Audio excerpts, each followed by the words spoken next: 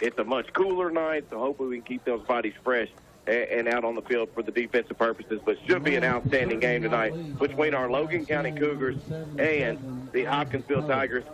If history says anything, it's going to be a last-second type of drive type of game. So it should be a fun game. I do want to mention real quick before we take another break, some of those seniors. Also, what was our final count on the seniors? We counted them up. 13 seniors this year. 13 seniors, and you're going to recognize all the names. They all provide a different type of spark for the Cougars. Ryan Reno, as you know, leading rusher over the past couple of years for the Logan County Cougars. He wears number 3. Wearing number 4, who's a big member of the secondary this year, Chandler Snorton. He's a 6-foot-tall DB wide receiver. Dayton Blackford, he's a senior as well this year. He's had some big-time catches in the past game. We talked about that tight end wide receiver type. Zane Batten coming into his senior year, I think, has had a beautiful campaign. Big fullback, Rylan Nichols, as far as him, he's a stud on the defensive side of the ball. Let's just be honest about where his real strength, I mean, he is an amazing defensive player, but starting to get worked in a little bit in that fullback type of package where I believe we'll see it more and more as the season goes on, what we call the diamond formation. You'll hear his name a lot in that formation, but an absolute stud on defense. Of course, Corbin Reno, we've talked about it throughout the course of the season. He's been hurt on and off and got hurt in the preseason this year, just unable to really get going, but he is dressed tonight. Hopefully we may see him take a snap or something out there with his brother or his cousin and with all that senior class. I know you stay connected to the senior class, probably more than any of the other classes, as I'm sitting by my center in my senior class here tonight. Moving on with some of the other seniors, Peyton Taylor, a beast. I mean, I think he leads the team right now in sacks. He's having an amazing year. Jackson Kenner having an amazing year, both offensive and defensive line there. Caden Switzer having a great campaign in the offensive and defensive line. Seth Graves, big-time lineman for the Cougars. Keaton Jenkins having a really good campaign for the Cougars, and then I always call him the big guy because it seems like I've called his name for the past 3 years. At Isaac Poe having here in his senior year, playing that right tackle as well, or excuse me, that left tackle, as well as getting in on the defensive side of the ball. And they're taking a big picture right now in the center of the field. And I know that is a proud senior class who has a lot to be proud of. They've made it further than any Logan County team ever has in the playoffs their junior year, and they're trying to do a lot of the same here in the 2022 season. We'll take a quick break here from Logan County High School.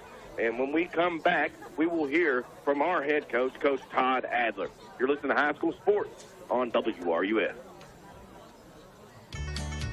Roy's Barbecue on Sarah Lane in Russellville always gives their very best when it comes to preparing the best home-cooked food in the area. Whether it's that delicious barbecue they're famous for or that delicious catfish or fried chicken with all the trimmings. Roy and all the personnel encourage all of the young people representing Russellville and Logan County High School to always give their very best, whether it be in sports, band, cheerleading, or education. Good luck, Panthers and Cougars, from Roy's Barbecue on Sarah Lane in Russellville.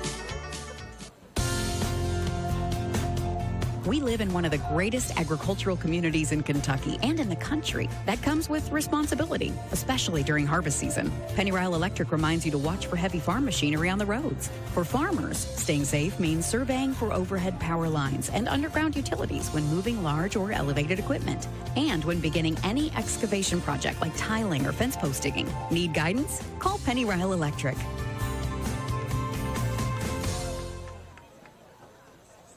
Banking should be hassle-free. You deposit your money, you withdraw your money. Simple, right? I'm Tammy Collins. At Auburn Banking Company, we make it easier than ever with free and secure person-to-person payments and mobile deposits made right inside our app. You control your account 24/7 from anywhere. And while these advances may be fine for some, we haven't forgotten the importance of personal banking service for others. Auburn Banking Company, where serving you comes first. Equal housing lender, member FDIC. EPB SmartPay gives you the power to pay as you go. Simply put money into your account, and each day's usage is deducted. When the balance gets low, you just add money online or in person. With EPB SmartPay, you're in charge. You get tons of usage data so you can make informed decisions, and you set reminders and alerts to your preferences. Plus, prepaid electric customers typically reduce their bills by 10 to 12% as they become more aware of how and when they use electricity. Sign up for EPB SmartPay today at the Russellville Electric Plant Board.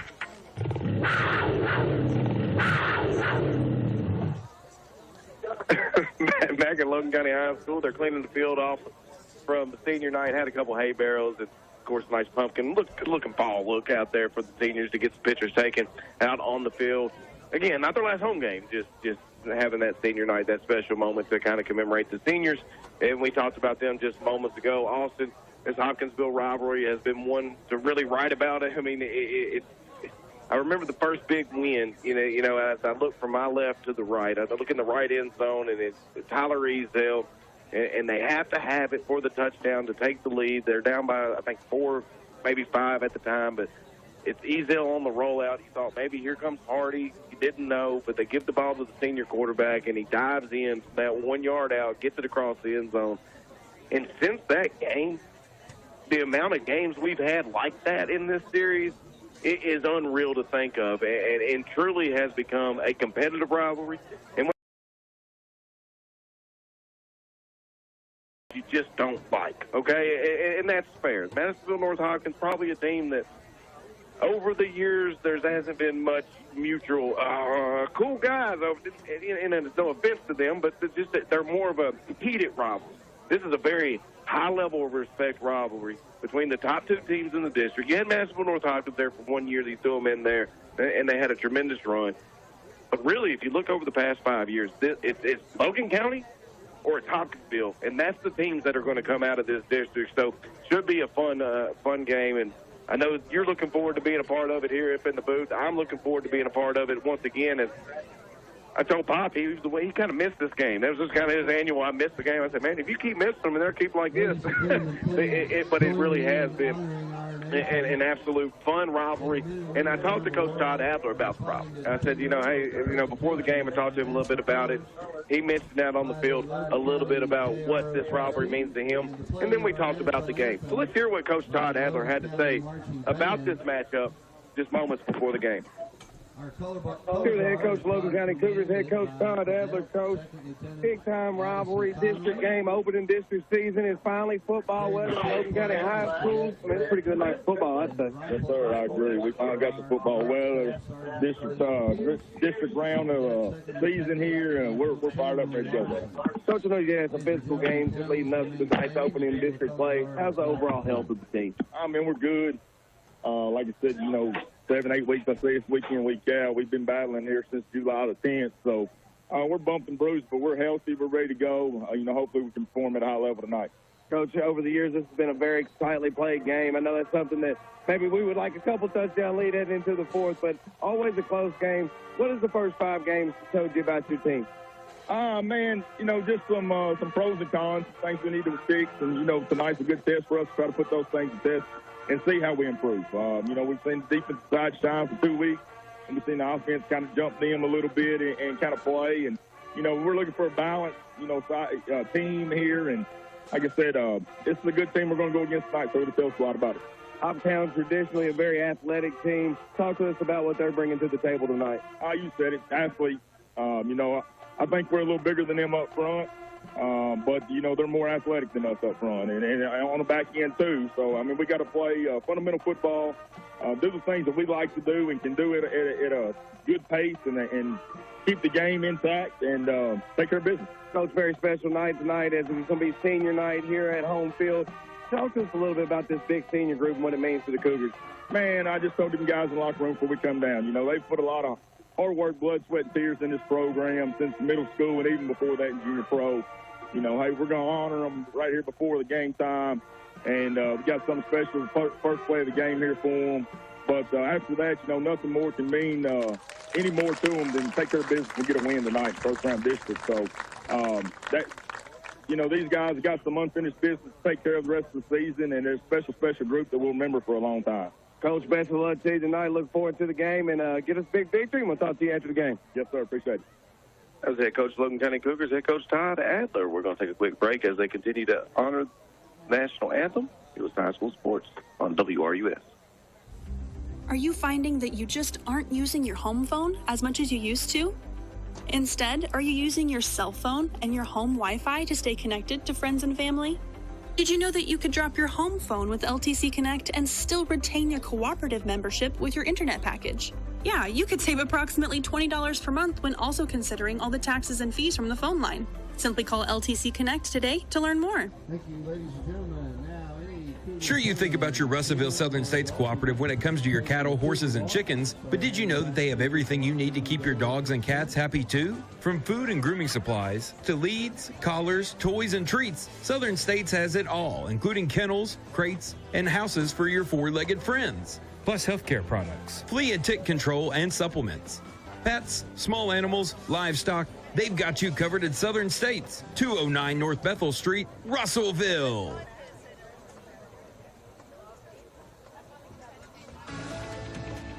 Price Funeral Home has proudly served the people of Lewisburg and Logan County since 1948. Over the years, this community has become an extension of our family. We've cheered together, laughed together, and cried together. Through the good times and bad, Price Funeral Home has been there. I'm Will McCormick, and along with Jason Rowley, I hope you'll trust us during your time with me. Price Funeral Home in Lewisburg, a proud supporter of local high school athletics. For more information, visit pricefuneralhome.com. I love Lewisburg Banking Company, and now I love Flex. It's the newest innovation in banking in Logan County. Live video tellers are ready to serve all my banking needs from 7:30 a.m. to 6 p.m. Or I can use it as an ATM 24 hours a day. Lewisburg Banking Company is proud to bring you this convenient new technology with our hometown touch and can't wait for you to take your turn to Flex. Lewisburg Banking Company, member FDIC, equal housing lender. Scott Waste Services is proud to be the exclusive provider of residential, commercial, and industrial garbage collection for all of Logan County, including the cities of Adairsville, Auburn, Lewisburg, and Russellville. As a reminder, please place your Scott Waste cart within 3 feet of the street the night before your scheduled pickup. For all your waste disposal needs, call Scott Waste at 270-783-4016.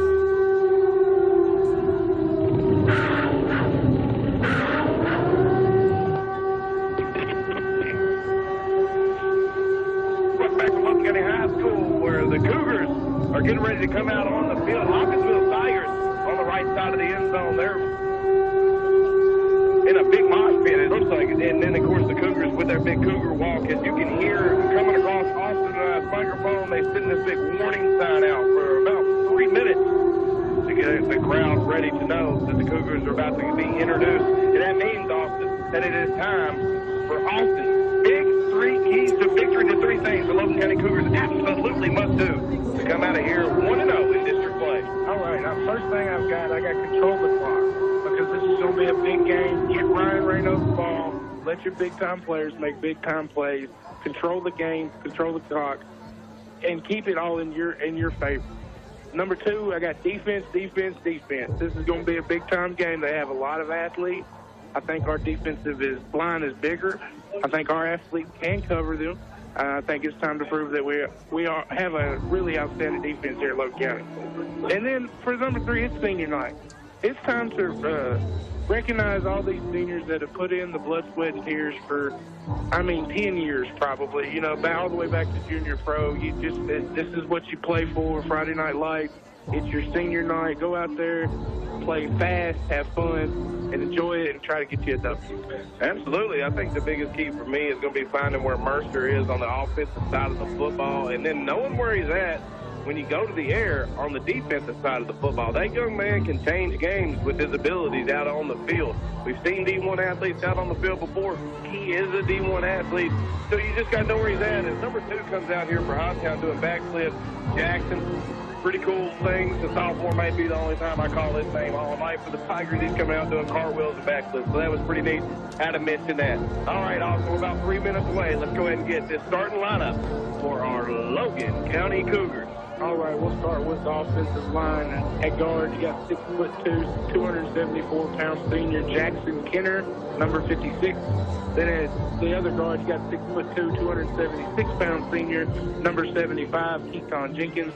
Then at center, you got 6'3", 287-pound senior, number 70, Seth Graves. Then at the first tackle, you got 6'2", 290-pound senior, number 65, Caden Switzer. And then at the other tackle, you have the big man, 6'3", 243-pound senior, number 77, Isaac Poe. Then we'll talk about our talented receiver corps, 6', 185-pound sophomore, number 1, Devontae Dillard. 6'5", 195-pound senior, Zane Batten. the 6'1", 155-pound junior, Jack Delaney, number 10, and then 5'10", 167-pound junior, number 16, Harper Butler. Then at the running back, we have the man beast, Ryan Rayno, number 3, 6'2", 185-pound senior. And then at quarterback tonight, we have the junior, 5'9", 175 pounds, number 7, Davin Yates. Davin Yates rounding out the starting lineup for the Logan County Cougars. As the coin was just flipped, we'll see who is receiving the ball in 2 minutes when we return with the kickoff. It's the Cougars. It's the Tigers from the Logan County High School. You're listening to High School Sports on WRUS. Goals are important. Individual goals, team goals, daily and long-term goals. At H&H Sheet Metal, our goal is to provide our customers with exceptional service without compromising our core values. By helping them achieve their goals, we both win. By participating in high school sports, young people learn the value of setting goals, then working hard to achieve them. H&H Sheet Metal is proud to sponsor our local schools and proud to sponsor this broadcast on WRUS. Teamwork is the ability to work together toward a common vision. It's the fuel that allows common people to attain uncommon results. At Yates Pharmacy, they believe you, your doctor, your insurance company, and your pharmacy must work together to ensure your health and well-being. Their job is to make sure you understand what you're taking and why. Then they'll work with your insurance company to get your medicine at the lowest price possible. Make sure Yates Pharmacy is on your healthcare team. Yates Pharmacy, 432 Hopkinsville Road, Russellville. Summers & Son Funeral Home proudly salutes the young people of this great community. Generations of Rangers, Tigers, Rams, Cardinals, Bears, Cougars, and Panthers make up this place we call home. And we are honored to serve you. So dig deep, give it all you've got, and know we're rooting for you every step of the way. Summers & Son Funeral Home, 210 North Thurston Drive, Russellville.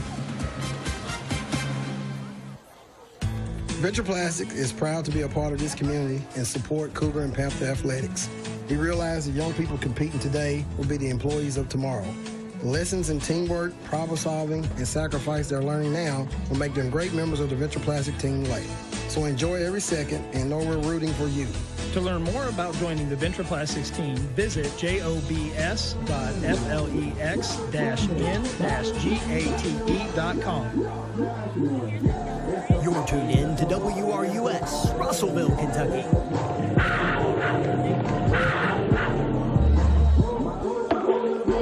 Welcome back to Logan County High School, getting ready for kickoff between the Cougars and the Tigers. I am Zach Woodall, alongside me all right long Austin Poe. Back in the studio, making it sound good, is Mr. Jamie, and it is Zach Moss teeing up the ball for the Hopkinsville Tigers. They will kick to our Logan County Cougars from left to right on your radio dial. The Cougars in their home navy blue uniform. They have the navy blue number in the middle. Cougars written across the chest of the jersey. And then that big navy number, Logan with the white helmet, LC across the left and the right side of the ear hole. And then the big navy stripe comes down the middle of the field. Moss puts the big boot into it. It comes down the middle of the field. It'll go over the head of Dillard into the end zone. It'll be a touchback to start the game for our Logan County Cougars, where let's see who comes out as the starter. It looks like maybe Corbin Rayno going to take the field for the first time in a long time. The senior quarterback here on senior night. And that's just great to see. It looks like all the seniors are out there right now. We missed them in the pregame. Ryan Rayno, Snorton, Blackford. We also have Batten, Nichols, and Rayno. Both Raynos out there. Delaney looks like the lone non-senior, and he moves out from the left. Corbin Rayno in shotgun. Takes the snap, hands it to Ryan. Ryan tries the right side, falls forward for a couple. Here comes Corbin out, and Davin Yates to take over. Good to see Corbin get in the game there in his senior year. Also, I broke my leg my senior year. I was out there for a kickoff return. The ball came nowhere near me. I barely limped out there. And I can still talk about being out on the field as the last time we all took the field together. So definitely something cool that he will remember. It'll be second down now, and we'll call it 8 out there for the Cougars. Referee takes his official timeout. Got a linebacker, safety tying their shoe for the Tigers. That's nice of him. Didn't want anybody to fall. That was Mercer. He's playing safety right now for the Tigers. Cougars, looks like they're in their diamond formation.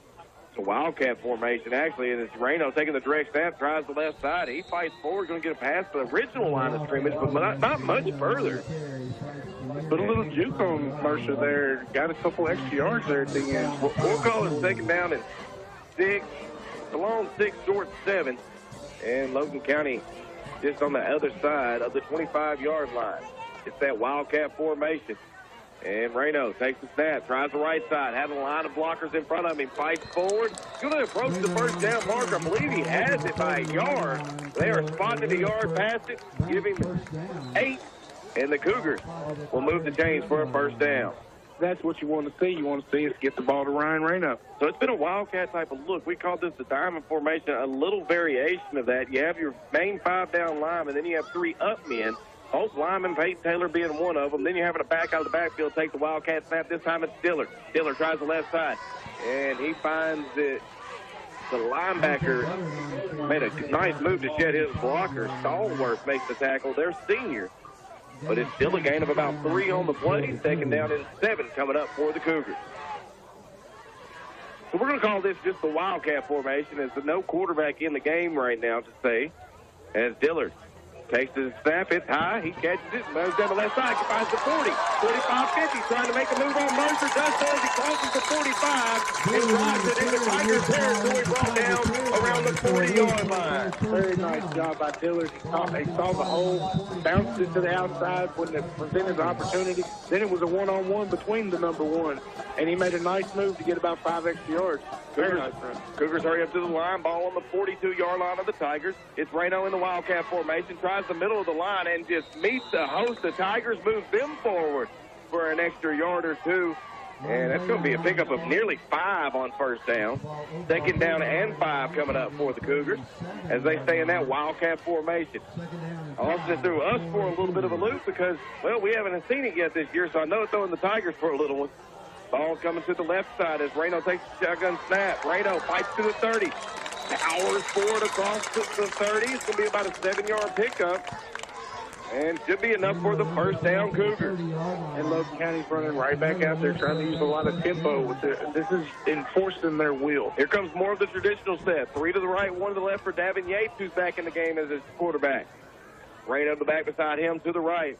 Yates takes the snap, throws the screen pass out to Butler, makes the DB miss. Get the nice block from Batten. It's Butler on the run. Butler at the 10, 5, touchdown Cougars as they take the early lead with 8:59 left to play in the first quarter. Over Butler finds 6. 30 yards on the screen pass, a nice move by Butler, and then he saw daylight and took it all the way in. Nice drive from the Cougars. The first pass goes to the end zone. You absolutely have to credit Zane Batten getting out there and blocking the only other player that was going to be able to make that tackle after Butler made that initial defender miss. Here's Kylo Blue in the game to kick the extra point. Blue puts the big right foot into it. It's long enough, and it's in the middle of the upright. So the extra point is good, and the Cougars lead in the early going, 7-0 with 8:59 left to play here in the first quarter. You're listening to High School Sports on WRUS. Folks come from miles around to eat at Roy's Barbecue. Delicious pulled pork, barbecue beef, ribs, or chicken. Plus, Roy's mouth-watering catfish, burgers, club sandwiches, and daily specials. All served with tasty sides like baked beans, white beans, coleslaw, and potato salad. Finish it off with a slice of homemade pie or one of Roy's one-of-a-kind fried pies. Hungry yet? Head to Roy's Barbecue, 101 Sarah Lane, just off the Russellville Bypass. And the Little Pit, 414 Franklin Street, Russellville.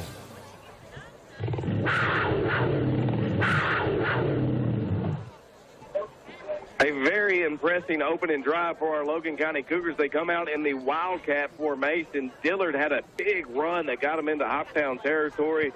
Reno had a couple nice runs after that, followed up by the first pass of the night, a little swing screen pass, if you will, from Davin Yates to Harper Butler. He made his first defender miss, got a huge block from the senior, Zane Batten outside, and then Butler made the rest of the team miss to go into the end zone for the early 7-0 lead for the Cougars. Daniels Dawson puts the boot into it. Well, it's going to be fielded here as 18, that's Matt. Matt comes through the middle of the field, now tries to get to the left side of the field. He's on the left side of the numbers, makes a couple Cougars miss, and then finally taken down by, looks like Elijah Hawkins as he crossed over to the 30, but just before he reaches the 35. We've had trouble all year long with covering kick returns, and they almost broke another one there, but a great job by Hawkins to get him down there at the end. Yeah, I thought, all in all, not bad coverage. They fielded that kick around the 15. Thinking about an 18-yard return, he probably ran 45 yards to get 13 yards. To the other. Not terrible. It is shotgun formation for the Tigers, and it was right. When it's tight back, looking to go deep. It's to Mercer already. Thornton's there if he can defend it. Thornton goes up. It's over the head of both Thornton and Mercer. And it'll go out of bounds. Great coverage by the seniors. Chandler Thornton on Mercer that time as they look to go deep on the right side of the field. And like we said, coming in, they were going to try to get the ball to Mercer. Big task tonight for number 4, Snorton. I'm sorry. So it'll be shotgun formation for Moss. 2nd down and 10. Ball officially on the 31-yard line. Moss, far south signal. Going to send a man in motion. Going to be a fake to jet screen. Going to get it to the back. He's being chased down, being drug out nicely. Yates hits him initially, can't bring him down. Breaks another tackle. Here comes Batten trying to clean him up at the 50. Huge run on 2nd and 10 as Yates had a bead on him. Thornton had a bead on him. Neither could bring him down. Thornton's coming out of the game. Wall will come in. He comes off a little gimpy, but a big run gets them to the Tiger 49-yard line and a first down Tigers. Got a 19-yard run there by Javon Jackson. Jackson, the big back there. What didn't even have him broke down, Austin? I think he was the back-flipping player out of the stag line. Well, he's ready to play, obviously. Shotgun formation for Moss. Has 2 to his left, 2 to his right. We're going to have a timeout, and I believe it is going to be Tigers timeout. Their first timeout of the evening. We'll keep it right here. Austin defense. First play, they're going to try you early with their best athletes. All well defended by Snorton. Second play, though, a big run. You already see the athletes and the speed that the Tigers have. Broke down 3 Cougars on the way to about a 17-yard run. Yeah, Logan County had pretty good pursuit, but when they just couldn't get there quite enough, and we're trying to arm tackle him. Yep. And running back, Jackson just ran through the arm tackles. A nice effort by him. Good job by Zane Batten. It was kind of a one-on-one there. If Jackson makes him miss, we could be talking. He could be going to the house. That's that old angle pursuit drill that you use. Batten's your right side outside linebacker. That run came to the left. So, really a good pursuit by Batten. But, again, Yates had a beat on him. You just got to learn. You got to get those shoulder pads. And wrap up and try to drag down. Yeah, there's some shifty players out there for the Tigers. It's to the right, to the left for Moss in shotgun formation. First down and 10, ball on the Tiger 49-yard line. Tigers with those white jerseys and those Tiger helmets shining off the black and gold. Moss sends it and deflected as he throws a swing pass out to Jackson. It deflected off his shoulder pads, and I thought it was going to be Elijah Hawkins' big six. It deflected off his shoulder pads.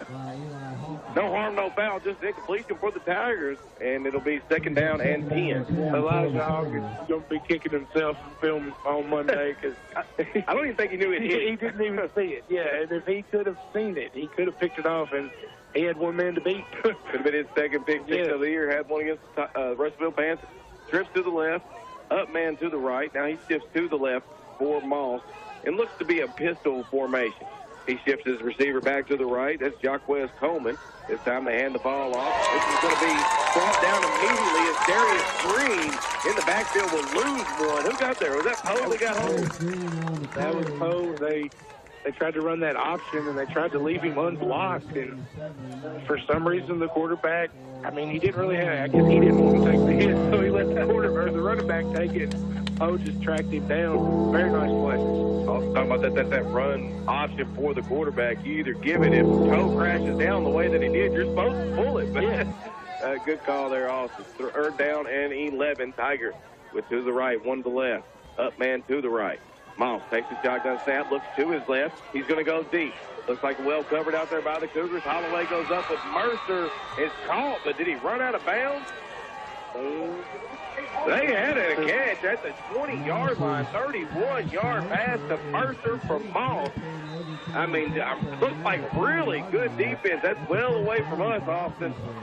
But Holloway just couldn't defend it away from Mercer. Great coverage by Holloway. He was right there. That's just a big-time player making a big-time play, and we can't see the the sideline over there, so we don't know how. He had to wait on the referee. He did. Exactly. Got at least 1 foot in. That's all you need in high school. To the right, to the left. For Mawson, shotgun formation. Now this is going to be a direct snap to Mercer, Austin, as they get brought down at the 20-yard line. With no gain that time on their Wildcat formation. Trying to kind of do what we're doing. It looks a little different, though. That's more of a spread out, more of a traditional shotgun look for Mercer. As he stays in at the quarterback position, he has 2 receivers to his right, a tight end to his left, and a wide out on the numbers to his left. Back beside him in the backfield is Jackson. Mercer sets his line. Taking down a 10 from the 20. Sends a man in motion. They give it to him.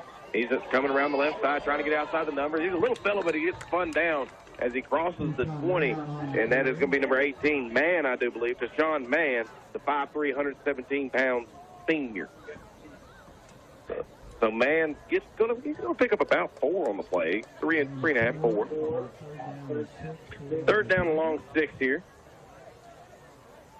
Ball now just on the outside of the 15-yard line for the Tigers. And it looks like they still have Mercer in there as the quarterback, so it didn't see that Moss was injured or anything. They're just kind of keeping the athlete in at QB.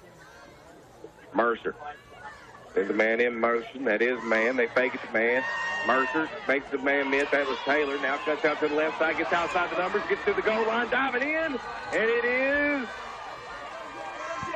touchdown. Touchdown Tigers. There was a late call on him, but he does get across the plane. So on 3rd and 6 from the 16, Mercer makes the blitzing Peyton Taylor miss, and it was a foot race to the end zone, and he got there just enough before he was brought down. 2-point conversion opportunity coming up for the Tigers. Moss is back out there at the quarterback, but he split out wide to the right.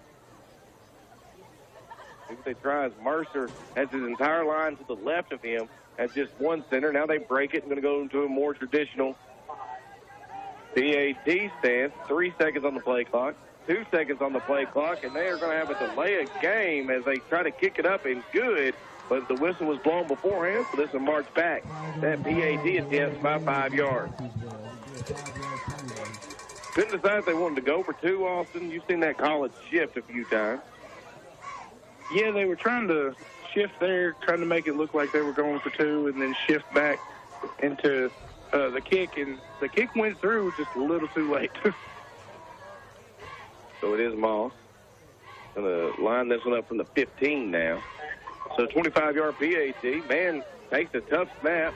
He gets it down. Kick is up. It is no good. Wide left. Cougars keep the lead at 6:11 left to play in the first quarter. It's Logan County 7, Hopkinsville 6. You're listening to High School Sports on WRUS. Get in command with the LTC Connect Commander app. It's free, simple, and easy to use, and gives you inside access to what's happening with your home internet.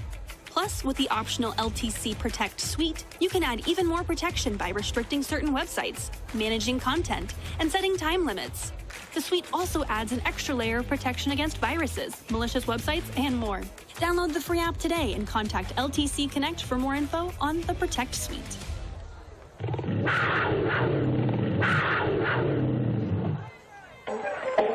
Mercer shows his athletic ability, making a few Cougars miss on his way to a 13-yard touchdown run. And then on the 2-point conversion attempt, they kind of shifted back into a normal PAT attempt. Tigers ran out of time. Get us a delay of game. They march it back to the 15. 25-yard PAT goes wide left. With all that said, the Cougars lead 7-6. 6:11 left to play here in the first quarter. Doing the kicking duties as the quarterback, Zach Moss, the junior, 6'6", 180. Quarterback, punter, kicker, don't play any defense. Back deep is Dillard, but the first kick by Moss did go through the end zone. Let's see what happens here. Moss from left to right. Roaches the ball, puts the big right leg into it, the low liner, and it's going to bounce and go out of bounds. That was a big break for the Cougars as Wall did not touch it. Watched it roll out of bounds. Good job that time by Cade. And now it'll be Cougars taking over. 1st and 10 on the 35. Very smart play. Just let that ball bounce out of bounds. Take the good field position. Get this drive going. Our last drive, we looked phenomenal, unstoppable the whole way down the field. I don't even know if we got to a 3rd down, so let's look to continue that this time. The Cougars come back out in their more traditional set. Trips to the right, one to the left. It's Delaney to the left for Davin Yates, who has the back Reno beside him in the backfield to his right. Yates sets the line, takes the snap, fakes the handoff, fakes the screen. They go deep, wide open. Is Javontre Diller, catches it at the 40. Mercer's trying to run him down at the 30. Does so and punches the ball out of bounds around the 25-yard line. See where they eventually spot it.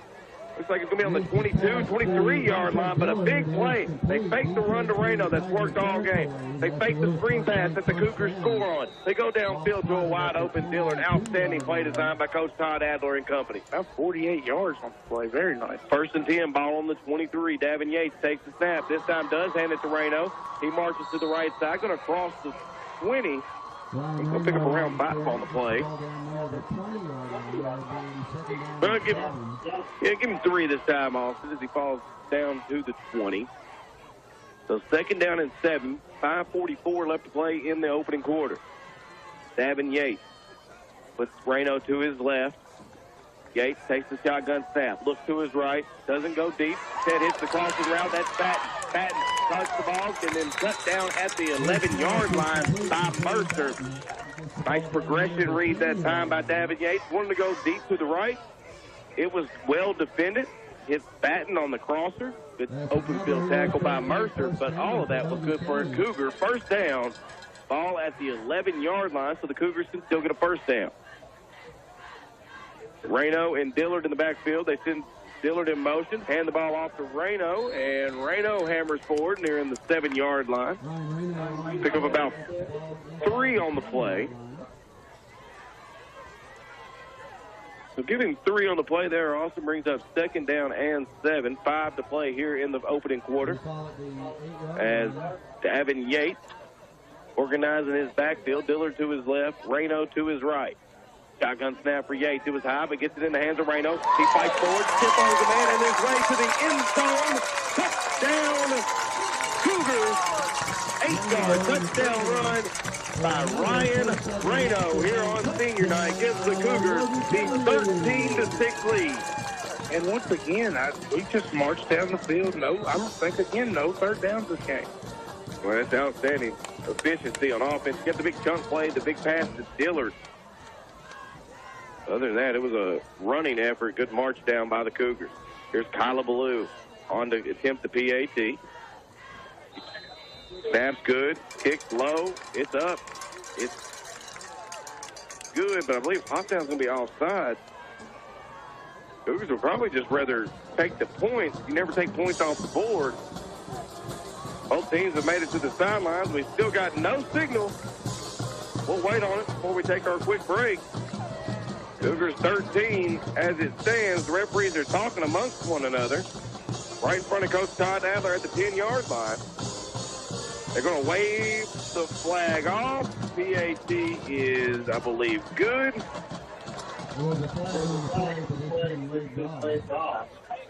Not sure if the PAT was good or not here, Austin. Coach Todd Adler's trying to say, hey, is the PAT good? It is good. Cougars lead 14-6, 4:46 left to play in the 1st quarter. You're listening to High School Sports on WRUS. Today, every minute matters at Logan Memorial Hospital. From heart attacks and strokes to accidents, illnesses, and injuries, we're here for you with round-the-clock emergency care close to home. As an accredited chest pain center, we provide a higher level of care for heart emergencies, and we monitor all ER wait times. Logan Memorial Hospital, today and every day. Check our average ER wait times online at loganmemorial.com.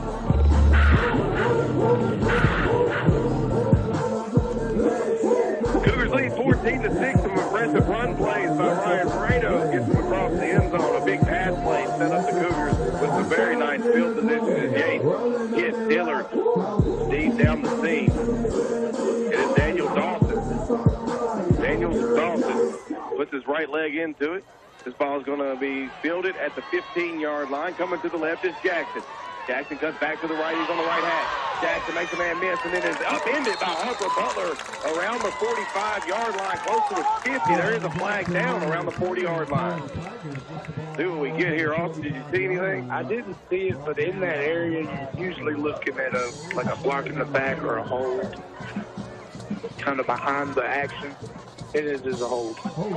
We'll take the hold right there. So if it's a spot foul, ball's on the 39, or the flag's on the 39, it should start around the 29-yard line here for the Tigers. And now, as I was watching the play, I saw Peyton Taylor, and I was like, he might be getting held right there. And I guess the referee thought just like I did and threw the flag.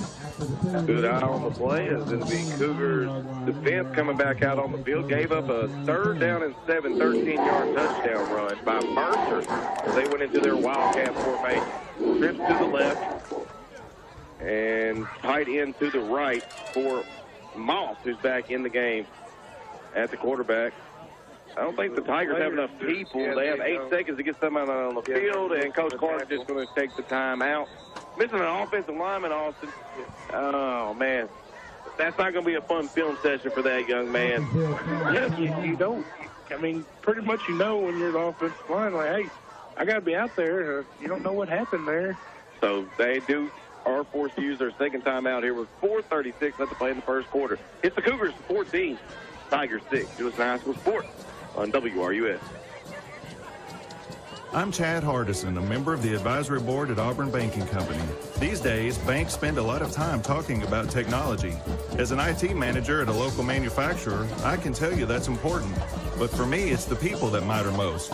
Auburn Banking Company is made up of local people you know and trust. In fact, when my wife and I built our house, we relied on their experience to help guide us through the process.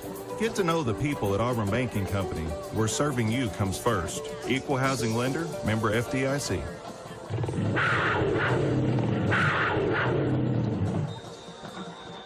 With the appropriate amount of players on the field, the Tigers are back out on offense. First down and 10, ball on the 29-yard line. Shotgun snap from Moss. Going to throw the quick flat to Man. Man makes a missile. Turns the miss. Ball's on the ground. It's being fought over on the ground around the 28-yard line.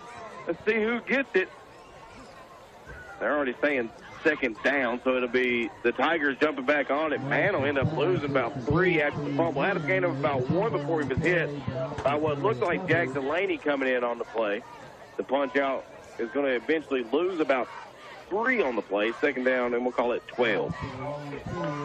Yeah, they had it. That was a very good job by the Logan County defender to get in there and strip that ball away. Shotgun snap for Moss as he sends a man in motion. Moss takes the low snap, looks to his left, comes back to his right, tries to find Man coming down the middle of the seam. Well defended that time by Zane Patton, and a very late flag comes in. It's going to be pass interference. Here's the problem. It's 5'3" John Man going against 6'5" Zane Patton, so one little touch looks like a monster blow. He has his hands on him. They throw the flag. It's going to be pass interference. Yeah, I didn't see anything too excessive there. A little hand fighting, but you got to play how the referees are calling it. If you know it, you got to stay off of them. I mean, it's definitely the tallest player on the field going against the smallest, and he's in the slot again, being guarded by Patton. So it'll be shotgun formation for the Tigers. It's in the front, up man in motion to the left side of the line. This time Moss going to throw, steps back to the left. It's intercepted by Delaney. Delaney gets into 30, cuts back, and falls down around the 28-yard line. Big turnover as Delaney jumps in front of the stop route for the Tigers. And it'll be Cougars football on the Tigers' 28-yard line. Looks like 28-yard line, yes. Outstanding job by Delaney. Made a perfect break on the ball and just couldn't get around. He slowed down to try to make the move on the quarterback and got caught from behind by the receiver. This white-hot Cougar offense coming back out on the field as Yates will be in shotgun formation. Going to have Dillard to his left in the slot. Butler, the lone receiver, to the right. Shotgun for Yates. Yates going to hand it off to Reno, coming down the left side. Picked up a nice block from Dillard, but didn't stay on it very long. Going to pick up about maybe 1 on the play for Reno. that's what you strung that one out. Yep, they strung that one out. Keep handing it to Reno. No matter if it gets one or none, they're going to get tired of hitting him by that third and fourth quarter, like we always say. No gain on the play officially. 2nd down and 10. And this time it looks like more like the diamond formation. It's kind of a bunched-up formation. Ryland Nichols, the up man. This time they fake it to him, pitches to Hinton. Hinton comes around the 30, makes the cut to the 25-20. Gets to the outside and loses his feet and falls forward. But a monster run by the young sophomore. Hinton. It brings that ball from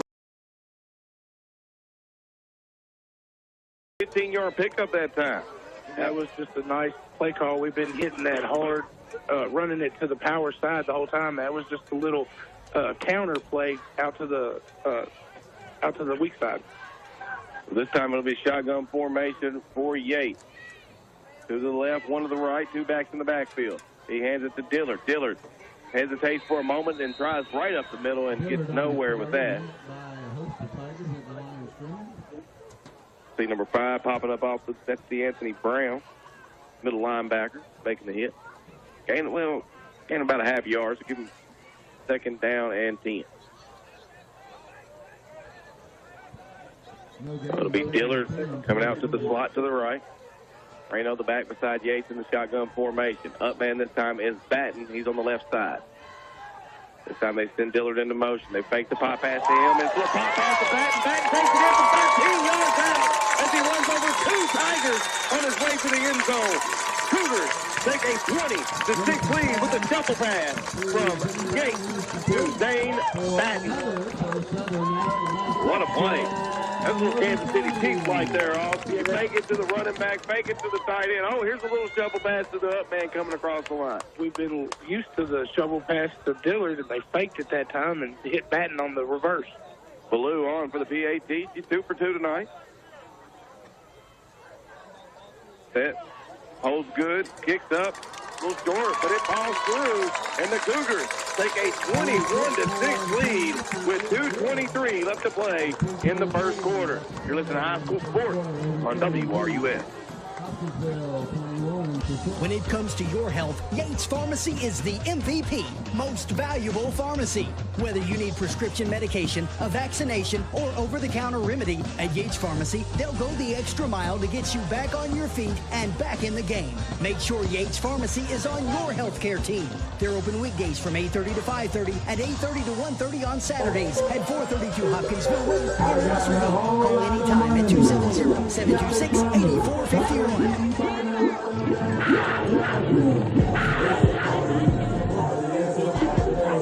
Little shovel pass. Yates to Batten, 13 yards out. Batten powers across the line as 2 Tigers meeting at the line. Yates goes in standing up. 21-6. Cougars on top. Daniel Dawson approaches the football with his right foot, kicks it. Going to come to the left side of the numbers, recovered by Mann. Mann going to bring it to the middle. Now cuts back to the right side. He's going to get outside the 30. He's at the 40. Has a man blocker in front of him. Picks it up at the 40. 35-30. He's going to be in a foot race with Hinton coming across to the 20, and he's brought down by Hinton, who never gave up on the play. 2 flags down on the other side of the 50, but an outstanding effort that time by Brady Hinton, who never gave up and chased down Mann. Never gave up. That is the heart you love to see, especially from such a young player. Kid never gave up, was chasing him down. I didn't think anybody was going to catch him, but Hinton with the nice speed and a nice job to get him. Outstanding job. I like the effort. I still think it's going to come back. It's in the same area of holding that they had last time. Have one around the 48, have another around the 30. Okay, I guess he was just throwing the flag, didn't get it quite to the spot that they wanted. So they eventually bring it all the way back to, that is the 37-yard line of Hopkinsville. So the last time the Tigers took the field, Mann threw the big interception. Delaney with the big pick. And it will now be Mawson's shotgun trying to right his wrongs from his last drive. There's a man in motion to the left.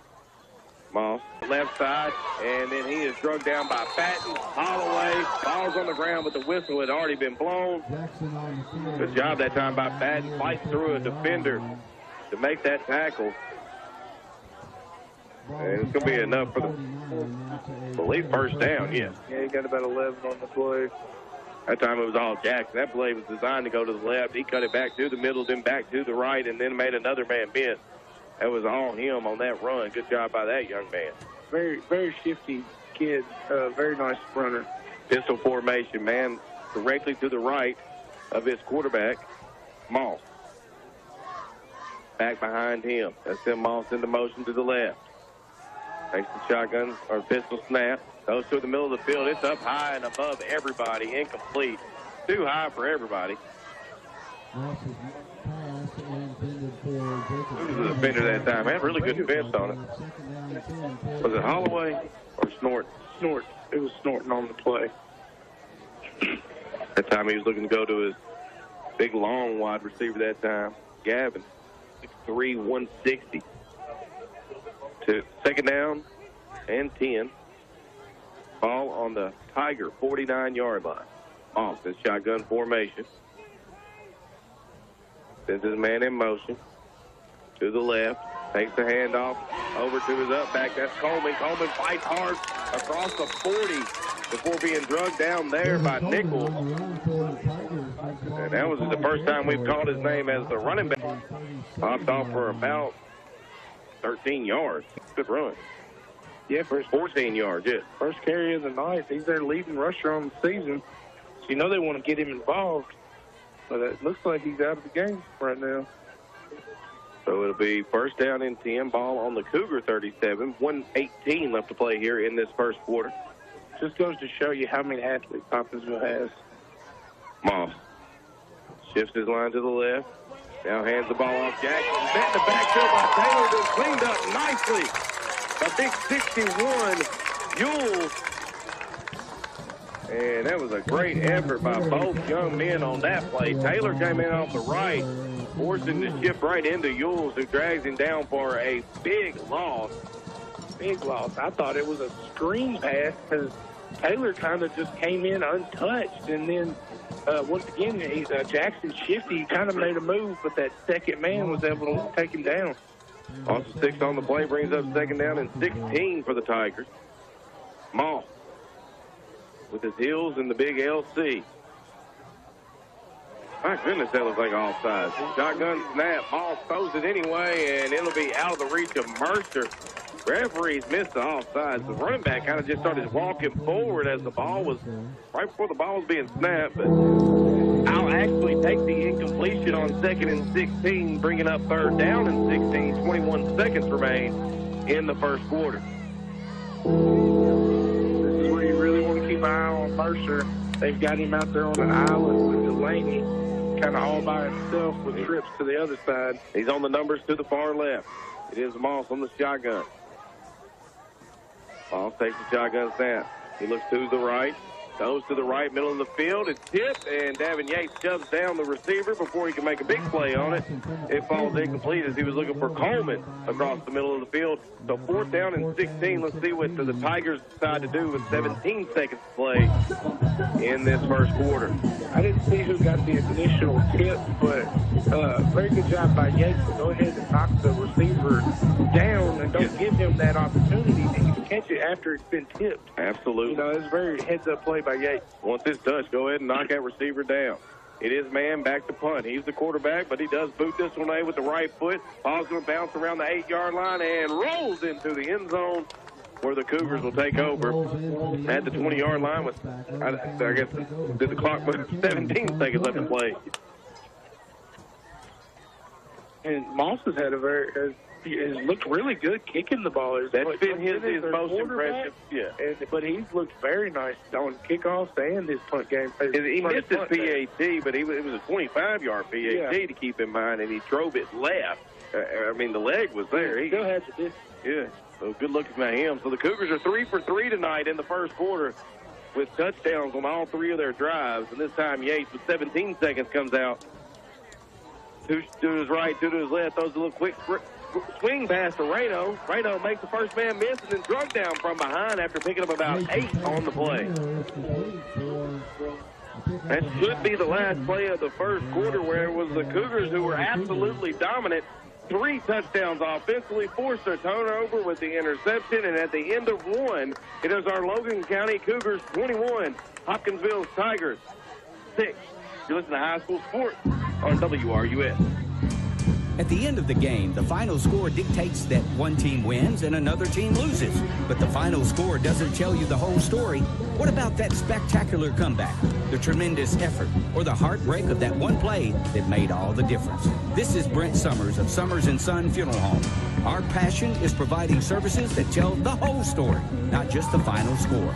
Summers & Son Funeral Home, here to serve you. Venture Plastics is hiring. If you're ready for a rewarding career in global industry where you can earn a competitive wage and receive great benefits, including health insurance, retirement, and paid vacation time, consider joining our team at Venture Plastics. To learn more about joining the Venture Plastics team, please visit jobs.flex-in-gate.com. Again, that is jobs.flex-in-gate.com. Venture Plastics is a proud supporter of Cougar and Panther athletics.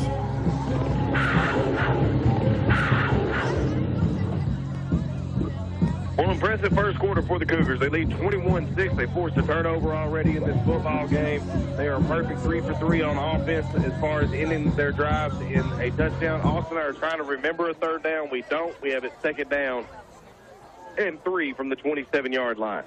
Pop pass to Dillard. This time will bring up third down as he is shut down at the 20-yard line. Loss of about 7 on the play. Well, still a completion, just a loss of 7, so it kind of goes against your stats there.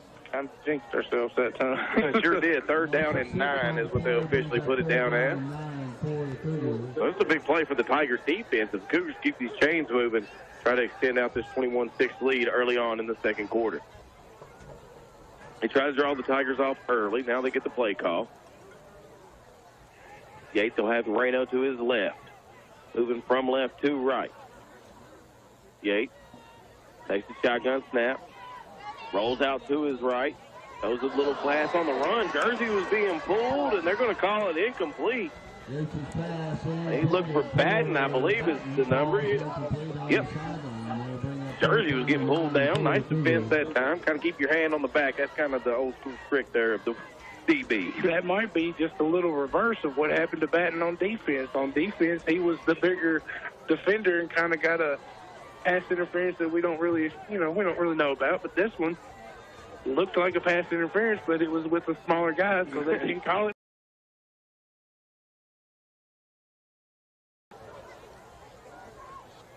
Cougars in punt formation. It's Batten back to do the duties. Puts the big punt into it. It's up high, but a little shorter. Bounces around the 50 and almost dies where it was. Tigers doing a little flopping out there. And Robin Nichols sees number 5, Brown, just kind of fall in front of him. Ryan was like, "What's up, man? What are you doing?" I don't even know if he touched him. It looked like the only contact came from his teammate. Yeah. That's pretty funny to see there. So after the short punt, it will be first down and 10 for the Tigers from the 47. Both teams have been forced to punt on their last 2 possessions. This is a big opportunity for Hoptown. They got the ball in our territory, starting the game or starting their drive. But Logan County's defense needs to step up here and continue like they did last drive and cause another punt. So it will be Moss in shotgun formation. Mercer, the back behind him in the backfield. He is dangerous. He has the lone touchdown run tonight for the Tigers. Moss fakes the handoff, sends it to the right side. It's a little out route. It's low and away, and it'll fall incomplete. And Moss was intending that pass that time for 35. Manning. It's Isaiah Manning, not Trevor Manning. A little low. I think the only people that had a chance at it was Batten or Delaney over there. This time, it'll be pistol formation for Moss. Second down and 10. Has 2 up men just to his right in front of him. And the ball off. This time going to be number 8. He gets hit by a host of Cougars, Hawkins, as well as Yates there. Also in on the tackle for the Cougars, Jacob White. That was Green on the carry. So it'll bring up 3rd down and 5 for the Tigers. Good job by Hawkins that time. It was an arm tackle, but he just held on. He said, "You're not running through this one. I'm going to hold on to you, and I'm going to take you down." Had some help from some teammates to clean them up. To the right, to the left, ace formation this time for Moss in the shotgun formation this time. Going to send Matt in the motion. Goes bottom middle of the field, finds the middle of the field seam, makes the catch, and fighting forward across the 25 near the 20 before being drugged down by Holloway is number 13, Coleman, the senior. Comes up big on 3rd and 5 for the Tigers and gets a big gain, giving the first down to the Tigers in, it looks like the ball going to be about the 24-yard line, 23-yard line of the Cougars. It was nice eyes that time by Moss. Saw the Cougars kind of drop back in that settling defense. Made the strike. This time it's going to be that Wildcat formation. Mercer draws out to the right. It is strung out nicely by the Cougar defense, and he is slung down after just a short gain on the play. Bring up 2nd down and long. It's going to be 2nd and 9 area. Logan County strung him out to the sidelines. It was kind of more the pit or the handoff fake was kind of more just for like show. Yeah, it wasn't nothing special because he just ran right off of it like a lead blocker. So it will be down of this formation way back in the first quarter. 2nd down and 9, 9:46. Mercer going to drive to the left this time out of the Wildcat. Driving left back and getting held. They'll throw the flag, but being ran out of bounds is Mercer. And that time, Zane Batten said, "Man, I couldn't make a play on Mercer because my jersey's getting tugged on." And he would have made the play if it weren't been for the hold, and he did a good job of throwing his hands up, making it obvious. So the refs had to call it that time. It's going to march this one well back. They'll mark it at the 35-yard line for the Cougars. They need the 11 for the first down. So what's that? First and 21. 2nd and 23. 2nd and 23 is what we'll call it. We'll trust Billy Joe over there. He has put the scoreboard up.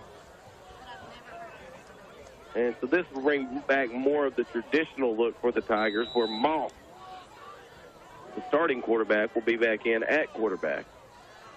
There's a tight end to his left, up man right behind him. Running back behind him in the pistol formation, 2 receivers to his right. Moss takes the snap, hands it off on the counter play. This time it is going to be Green, and Green falls forward. Picks up a short gain. And of about 3 on the play for Green. 3rd carry tonight. He is a small child, a very small kid, but he's very fast and very shifty. It's hard. Like, if you get him squared up, he's still able to juke you there at the end and get away for a couple extra yards there for the young man. Bill Moss out of the shotgun formation, sends trips to the right. The one to the left is Mercer. They'll throw it to him deep. This time they send Matt in motion. They run the wheel route with him, is well defended, but they goes deep to the right side. Cougars up, intercepted by Delaney. INT number 2 for Delaney and the Cougars, as it'll be a touchback. Will take over at the 20-yard line, but what a the route. Delaney was there. Holloway was there. Good job by him not deflecting away from Delaney. They were both there. I thought they were going to both go after the ball, and that possibly could have happened. Very good job to keep your head on the swivel and notice your teammate there. Let him go ahead and make the secure interception. Now we got the ball on the 25-yard or 20-yard. 20-yard line, yep. So first down and 10 on the 20. Cougars, for the first time this game, punted on their last possession. The previous 3 are all for touchdowns. Cougars come out with the shotgun. Back to the left, back to the right. They're going to hand it to Reno. He'll come down the right side, gets to the hash, and pounds forward just across the 25. Pick up about 6 on first down. Outstanding game. That's exactly what you want. That's just like we said, that play's going to keep being there all game long, and by the third and fourth quarter, Hopkinsville is not going to want to make that tackle. Just trust those big five seniors up front to make any kind of hole, and you know that Ryan Reno can run through them. So it is going to be the same formation. Back to the left is Dillard. Back to the right is Reno. Shotgun formation for Yates. Yates takes the shotgun snap, but it comes off the helmet of Reno, who was running the fake. Let's see who ends up coming down with it. The ball is on the ground. It's going to be a loss, if anything else. About 6. It's going to be third down and 6. Looks like Reno got back on it. So what happened is the shotgun snap came high for Yates. He had to jump to get it. Ryan Reno's a tall young man. As he's trying to get that ball, he's coming across the face of Yates. Probably was going to be a fake to him. Hits Reno in the helmet. Ball hits the ground, but after the loss, it's bringing up third down and 6. Lost about 2 after the kind of backfield mishap. And when you start snapping that ball high, I always try to reset myself and try to make sure the next one is on point, because it can become a slippery slope once you start trying to fix too much. Kind of centers get that same kind of kicker mentality. They get it in your head. Oh, I'm going to snap it high. You're going to snap it high. You'll snap it all over the field, and that's not the case. And I'll have Coach Todd Allen take a timeout, talk to his young men, calm them down. Big third down and 6 coming up. Cougars lead at 7:27. Let's play in the half, 21-6. Listen to high school sports on WRUS. Having to wait is inconvenient, especially when it comes to banking.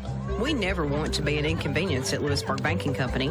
Instantly issuing debit cards is just one way we are making banking more convenient. Stop by any of our 4 offices today to experience the convenience that Lewisburg Banking Company has to offer. Past, present, promises. Lewisburg Banking Company, serving Logan and surrounding areas for 125 years. Member FDIC, equal housing lender.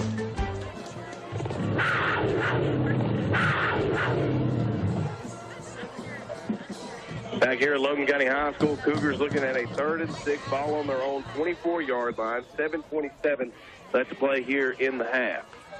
Yates going to see a false start by the Cougars as Harper Butler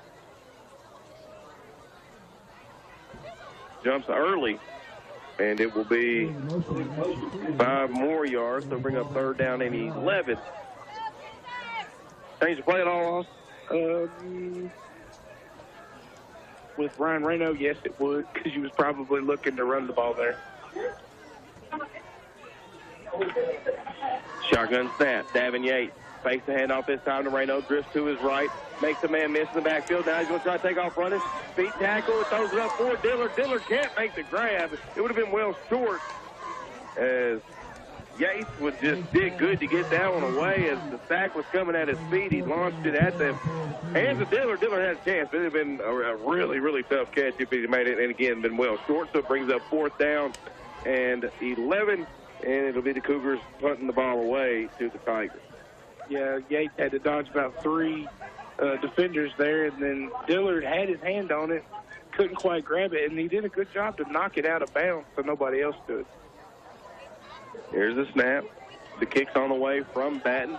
This one bounces at the 45, takes a little bit better of a Cougar bounce and falls dead at the 49-yard line of the Cougars. So with 7:12 left to play before halftime, Logan County's defense will come back out on the field, leading in this game 21-6. And the Tigers, I mean, if you look at it, Austin, their first drive looked really good. They marched it down pretty big.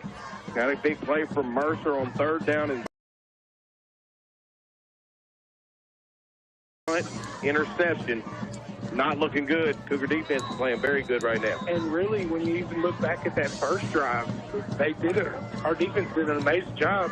It was only that long catch by Mercer on the where he that was a toe touch, and too. then he took it in from almost 20 yards out itself. So outside of Mercer, they've done an amazing, and they've kind of contained him since that first drive. Absolutely. It is Mawson's shotgun formation. Takes the snap, hands it to Jackson. Jackson makes the cut on the left side of the line, gets to the middle of the field, fights forward across the 45. Pick up about 5 on the play that time. 2nd down and 5. I would say Jackson got pulled back at the perfect time because we had a defender closing in on him for a big hit, but our other defender kind of pulled him back out of the way, trying to pull it back. Lucky for the young man there. So Moss in shotgun formation, 2 to his left, 1 to his right. Barks out the signals, takes the snap, hands it to Jackson once again, and he tries a rocket ship down the middle of the field. Makes the safety miss and then falls forward at the 15 as the shoestring tackle comes into play. And Holloway with the touchdown saving tackle, but not after a long run by Mr. Jackson, who has had a big game for the Tigers. 25-yard run for Jackson, and if it wasn't for an amazing shoestring tackle by Holloway there at the end, he would probably put 6 on the board. Oh, right absolutely. There. There's no doubt. He was shot out of a cannon when he made that cut. So here comes the Wildcat again. It's Mercer going to send a man in motion. They fake it to him. Mercer tries the right side, uses the block of his tackle, but cannot avoid the tackle of Harper Butler, who sets him down for a loss of 2 on the play. Harper Butler played that perfect the entire way. He set the edge. When Mercer tried to cut up in, I'm sorry. It's okay. It looks like Austin, a man is down for the Tigers on the Tigers sideline.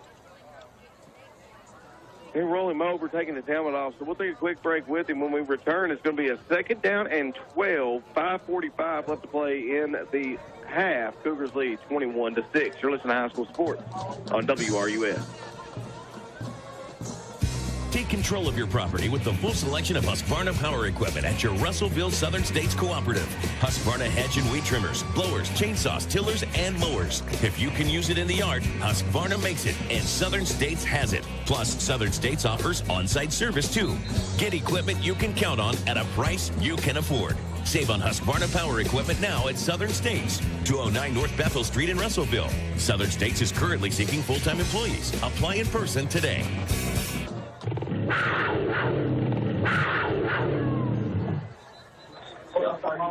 2nd down and 12. I apologize. Did not catch the Tiger who was down on the play. He was so close to the sideline, he kind of just kneed and walked right into a pile of them. So it'll be 2nd down and 12. Wildcat formation still for the Tigers. It is Mercer going to take the snap. Sends a man in motion before doing so. Fakes the handoff to him. Mercer's going to throw. Throws the fade route. It's up high. It's tipped and nearly picked off by Butler, but ran out of real estate. Yeah, both 2 Cougars had their hands on it. Just kind of tipped it out of bounds, trying to keep it alive. So 5.5 to play here in the half. Cougars have put the Tigers at a 3rd down and 12 mark. Ball on the Cougars 17. I will say this.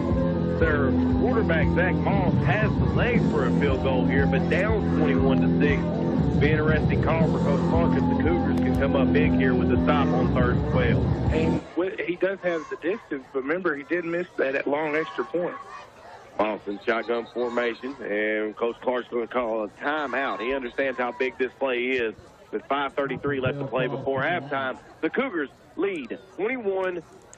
3rd and 12 for the Tigers from the Cougars 17 when we return. Listen to High School Sports on WRUS.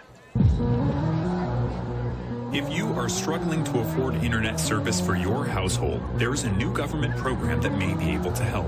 It's called the Affordable Connectivity Program, and it provides up to a $30 monthly discount to qualifying households. Find more information about the program, including if you qualify and how to enroll at fcc.gov/ACP or call toll-free at 877-384-2575. This message is furnished by your Russellville Electric Plant Board. This is WRUS, Russellville, Kentucky.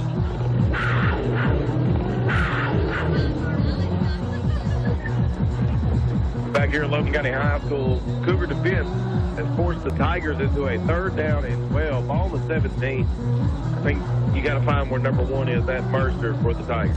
You got to watch him, man. They might do us a favor and put him in the backfield just where we know where he's at right off the bat. But you got to keep your eyes on him. I don't know if you might want to look at double teaming him with the safety here. It looks like Moss is in at quarterback, so you got to keep your eyes on number 1. So it will be Moss, and then Mercer is far out to the left, a part of a trip to the left. Now they motion him from the left all the way out to the numbers. They're talking about Mercer. Moss takes a shotgun snap, looking to go to Mercer. It's going to be a fade route.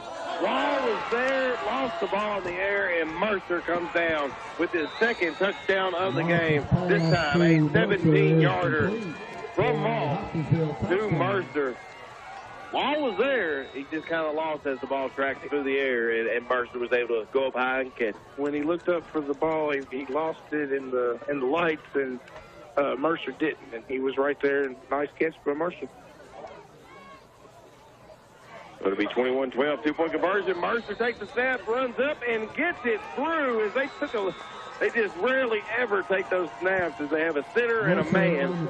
If you just put your linebacker and another guy there, it's kind of a one-on-one bully in the ring almost type of drill. But this time it is Mercer pounding it forward for two.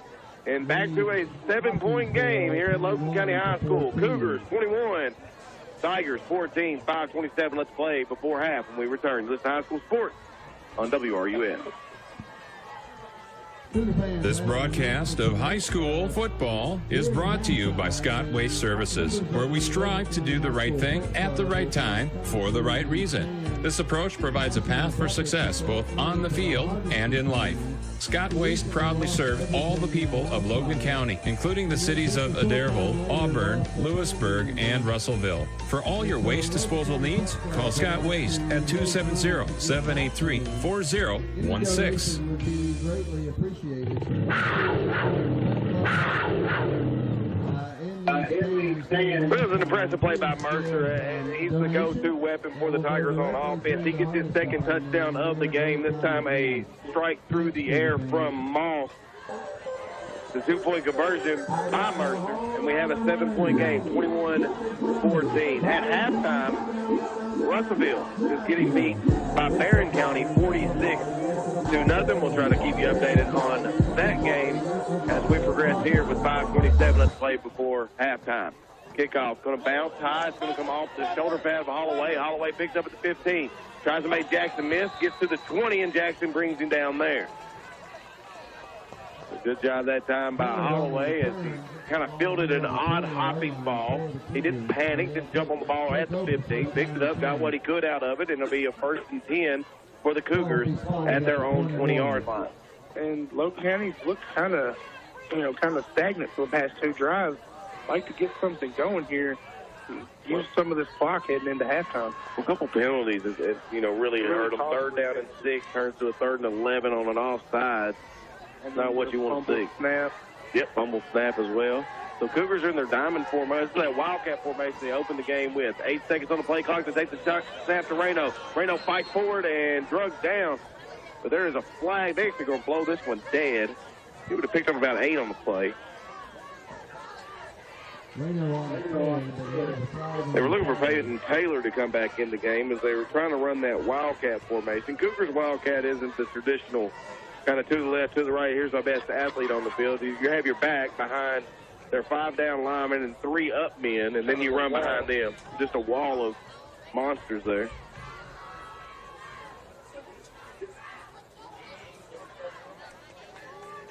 So it'll be got a legal formation. Yep, it's legal. And it'll be Reno taking the direct snap, and I see what you're saying. They had a legal formation as a penalty. I understand, yes. I didn't see the ref signal, but I think that's what it was.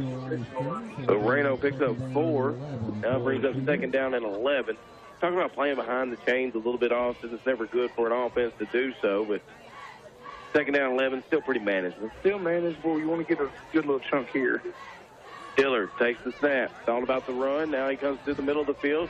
Spin move at the line of scrimmage, and he'll back up and pick up about 4 on the play, and it'll bring up a 3rd down and 7 for this Cougar offense. I did see also on the last run by Reno, he kind of came limping off the field a little bit. He is back out on the field and he'll sub in for Dillard. That's great news. A couple substitutions being made for the Cougars. 18 seconds on the play clock. Plenty of time. Davin Yates not out there. It's going to be that Wildcat formation. 5 down linemen, 3 up men to the left. And Reno in shotgun takes the snap. He's going to go to the right. He has the lady wide open, but he gets absolutely buried at the 15. sack for the Tigers. It was an outstanding job.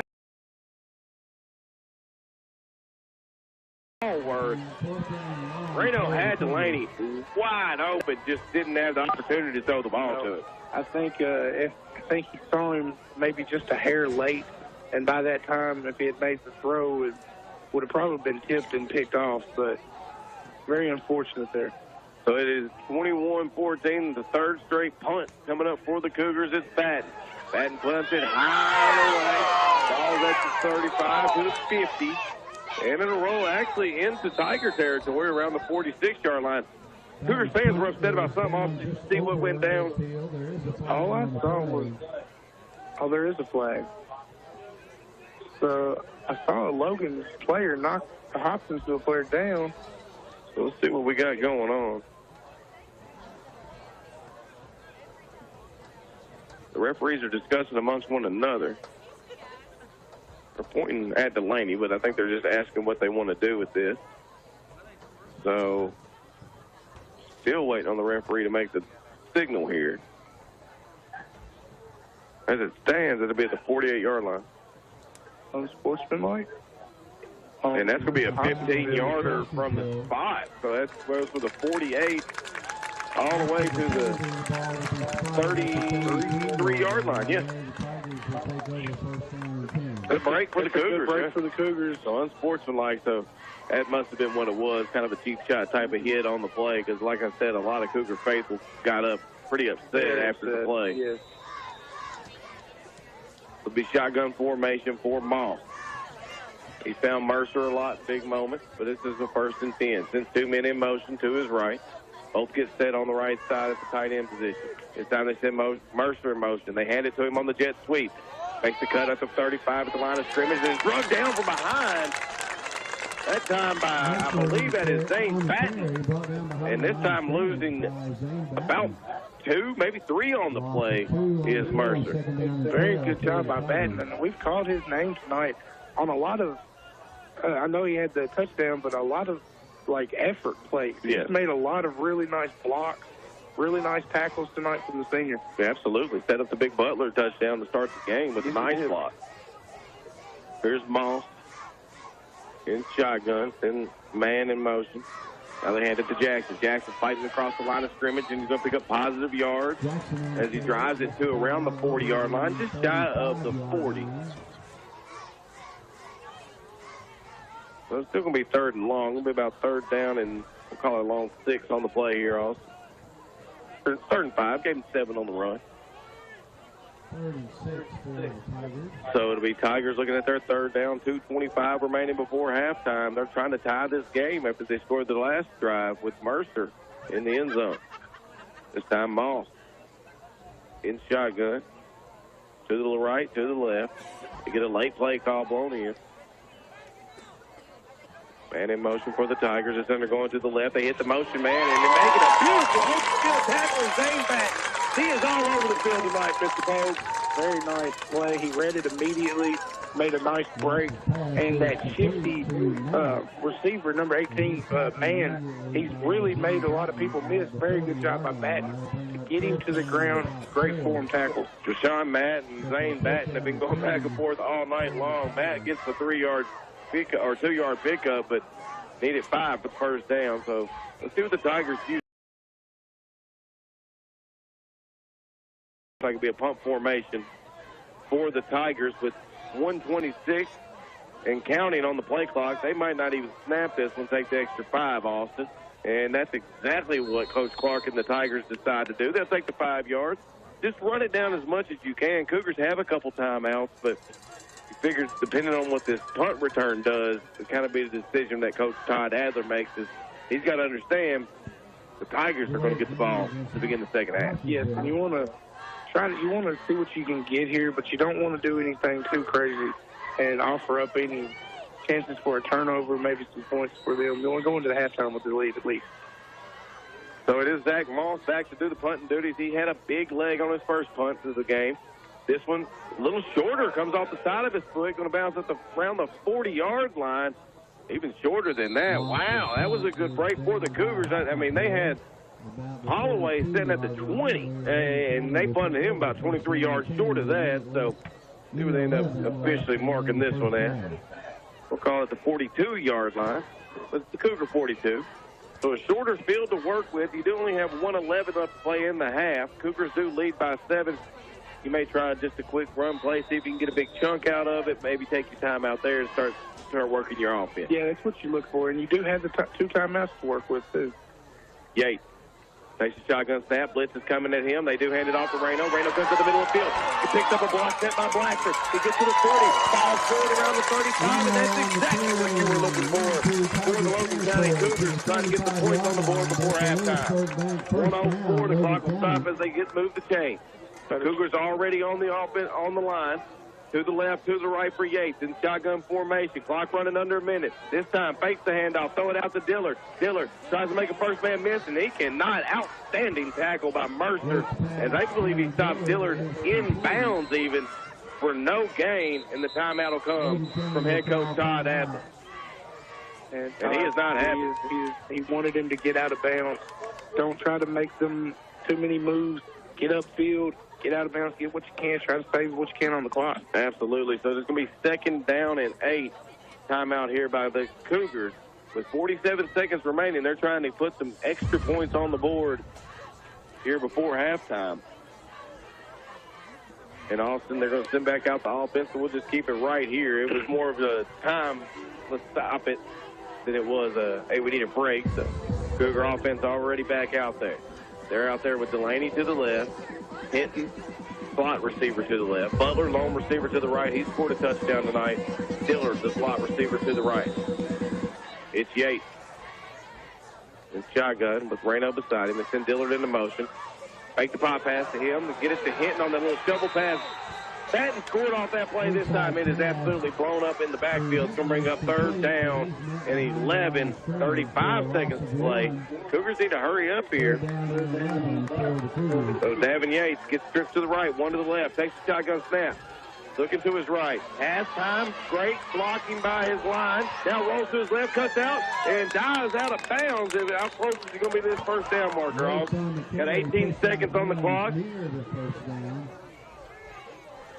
And I think he's going to be, oh, wow, they marked him well short of the first down. But with 18 seconds, this is 4th down territory, 4th down and about 3. So it'll be Cougars with, I believe, 1 timeout remaining if they want to discuss this 4th down play. They have 13 on the play clock as it stands now and running. And the Cougars will line up for a play. Could just try to drive the Tigers off sides real quick, then take the timeout. Nope, they take the snap. It's a direct one to Yates. Yates fights forward, gets the 1st down and more. He splits the tackle from Mercer, fights forward to the 15. Cougars will likely take the timeout here. Cougars are trying to stop the clock. And it'll be the clock stop at 13-7. I think they might end up getting a little extra time.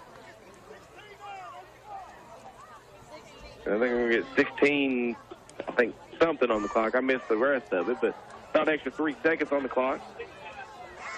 16-9 on the clock. And it'll be 1st down and 10 from the 27. The spot and everything don't really matter. It's the big clock right now. So they're trying to get the play clock set to 16-9.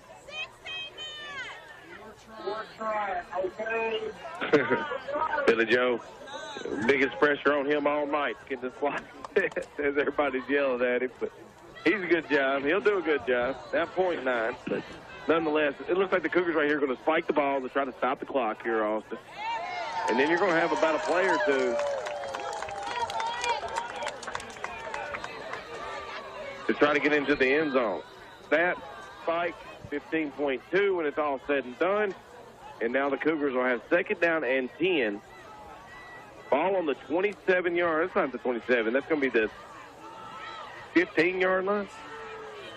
We're going to the 15-yard line there, Austin.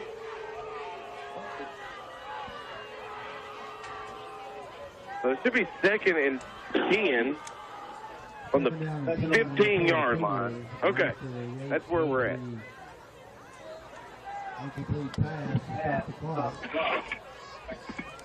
So they ain't got the down and markers working quite properly over there across our way, but we do know it's second down after the spike.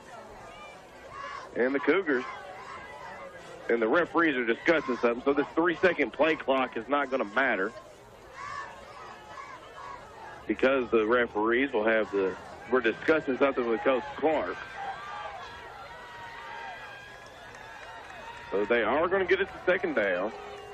The change should have moved to second down as, again, the Cougars spiked the ball to stop the clock on first down. Ooh, a lot of confusion here in these last 20 seconds here also. Shotgun snap, Davin Yates going to take the direct handoff. He's going to run to the right.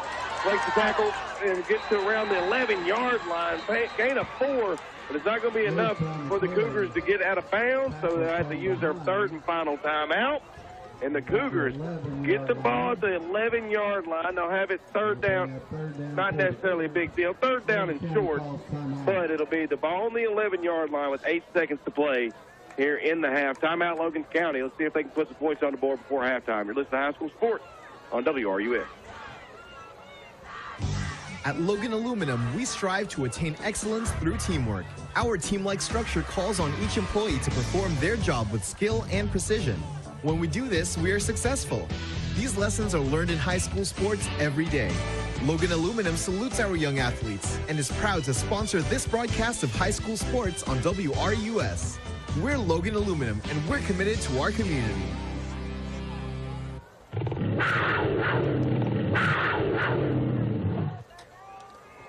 Trips to the left for Davin Yates. Butler, the lone receiver, to his right. 8.5 remains in the half. Cougars looking to extend a 21-14 lead before halftime. Oh, on the Tiger 11. Yates takes the snap, rolls out to his right. Going to get it to Butler. Beautifully defended that time by Jackson, but the Cougars will get one more play out of it on 4th down and 6. Nice quick play. Have Davin roll out, find a receiver, try to hit him quick. It was just outstanding defense that time by Jackson. Yeah, there wasn't nothing you could do there. He ran a good route. The ball was there. Just a perfect job by the defender. So it'll be, looks like Daniels Dawson going to try to add 3 on the board here. So if the ball's at the 11, mark it.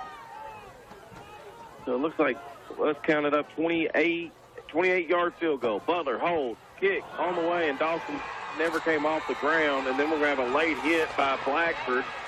It's a terrible decision by him. And that will run out the clock. I don't think it matters where it kind of dies out there after the penalty. That's going to probably be assessed on the opening half kickoff for the Tigers. They might have to start with the second half outstanding field position. But zeros are on the clock after the missed field goal. It is Logan County 21, Tigers 14. This is High School Sports on WRUS. You may have noticed something falling. It's our new lower internet rates. Exciting changes are happening to LTC Connect's internet plans, and we're thrilled to tell you all about it. Most LTC Connect customers should notice a reduction in their monthly rate, depending on which plan you subscribe to. Needing more speed? No problem. You can now upgrade to the next level for not that much more than you were previously paying. Visit ltcconnect.com/price drop to learn more today. Everybody needs a place to sit at the end of a long day. A favorite chair, maybe an ottoman, where you can put your feet up and let your cares float away. That's the way it is at Crabtree. Furniture shopping is easy. At Crabtree Furniture, it's carefree at Crabtree. Price Funeral Home in Lewisburg is proud to sponsor this broadcast of high school sports. These young people represent our community, and we are happy to support them. At Price Funeral Home, we value honesty and integrity, lessons these young people learn from their teachers and coaches every day. Good luck from Price Funeral Home in Lewisburg. Greatness never settles, and Purina has been leading the feed industry with a dedication to animal excellence since 1894. Your Russellville Southern States Cooperative carries Purina feed products for poultry, cattle, horses, and more.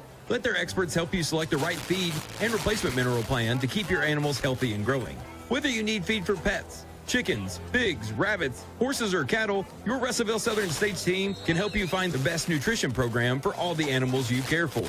Southern States, 209 North Bethel Street, Russellville.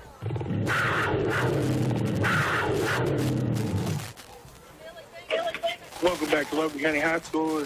We got the band on the field, and we're going to go over the scoring for the first half for the Cougars and the Tigers tonight. And we'll start back in the first half with 8:59 to go in the first quarter. A 30-yard touchdown pass from Davin Yates to Butler. Ballou with the kick made it 7-0 Logan County. At 6:11 to go in the first quarter, Hoptown answered with a 13-yard touchdown run by Mercer. Man with the kick no good, making it 7-6 Logan County. At 4:46 to go in the first quarter, an 8-yard touch by Ryan Reno. Ballou with the kick again, making it 14-6 Logan County. 2:23 to go in the first quarter. There was a 13-yard pass from Davin Yates to Zane Batten. Ballou staying perfect with her 3 kicks in the first half. 21-6 Logan County. In the second half, or in the second quarter, there was only one score, and it was a 17-yard touchdown pass to Mercer for Hoptown. Mercer then connected on the 2-point conversion, and it made it 21-14, which is what we have right here at the first half. Looking at stats, for the Hoptown Tigers, I have Coleman with 2 rushes for 14 yards, Green with 4 rushes for 15 yards, Jackson 5 rushes for 54 yards. Mercer has 4 rushes for 9 yards, but he does have that touchdown. And then have Matt with 1 for 4 yards. Moss has gone 4 for 13 for 69 yards. He does have 2 picks on the game, those both by Jack Delaney. Mercer has been the big receiver with 2 receptions for 48 yards going, and then Coleman also has a 22-yard reception. When you flip over to the Logan County side, Ryan Reno has 12 rushes so far for 70 yards and a touchdown. Javontre Dillard has 4 rushes for 28 yards. Hinton has 1 for 25, and then Yates has taken it 3 times himself for 26 yards. He's also 8 for 10 passing for 99 yards and 2 touchdowns. He's got 2 receptions from Dillard for 50 yards, 2 receptions from Batten for 21 yards. 1 reception for Butler was a 30-yard touchdown, and then Reno had an 8-yard reception himself. And that's all the stats for the first half. You're listening to High School Sports on WRUS. In the global economy, Venture Plastics stands out as the leading supplier of injection-molded automotive components. Since 1992, Venture employees have supplied leading automakers with quality parts. We realize that a team is only as good as its players, so we offer competitive pay and great benefits in an exciting industry. To learn more about joining the Venture Plastics teams, visit jobs@flexandgate.com. That's jobs.flex-n-gate.com. Venture Plastics is proud to be part of this community and sponsor this sports broadcast on WRUS. I love Lewisburg Banking Company, and now I love Flex. It's the newest innovation in banking in Logan County. Live video tellers are ready to serve all my banking needs from 7:30 a.m. to 6 p.m. Or I can use it as an ATM 24 hours a day. Lewisburg Banking Company is proud to bring you this convenient new technology with our hometown touch and can't wait for you to take your turn to Flex. Lewisburg Banking Company, member FDIC, equal housing lender. In the last few years, we've Zoomed, Skyped, and FaceTimed. We've learned to work remotely. We've even had doctor visits by telehealth. None of this would be possible without reliable internet service. That's why the Russellville Electric Plant Board is expanding their EPB SmartNet fiber service in our community. This new investment will allow people who've never been able to connect before access to reliable broadband with the fastest speeds available. To learn more about EPB SmartNet TV, telephone, or data service, visit epbnet.com. EPB SmartNet, powering human connections. H&H Sheet Metal offers clients all over the country the capability and expertise to complete the job. With an experienced workforce, accommodate our customer, whatever the need or time frame. For over 2 decades, H&H Sheet Metal has been a supporter of our local schools, and we are proud to sponsor this broadcast of high school sports on WRUS. Teamwork is the ability to work together toward a common vision. It's the fuel that allows common people to attain uncommon results. At Yates Pharmacy, they believe you, your doctor, your insurance company, and your pharmacy must work together to ensure your health and well-being. Their job is to make sure you understand what you're taking and why. Then they'll work with your insurance company to get your medicine at the lowest price possible. Make sure you... Welcome back to Logan County High School. We got the band on the field performing, and Logan County has a 21-14 lead over the Hopkinsville Tigers. And what a game it has been early on in the first half. Austin, as you know, you've already given the scoring recap, some individual statistics.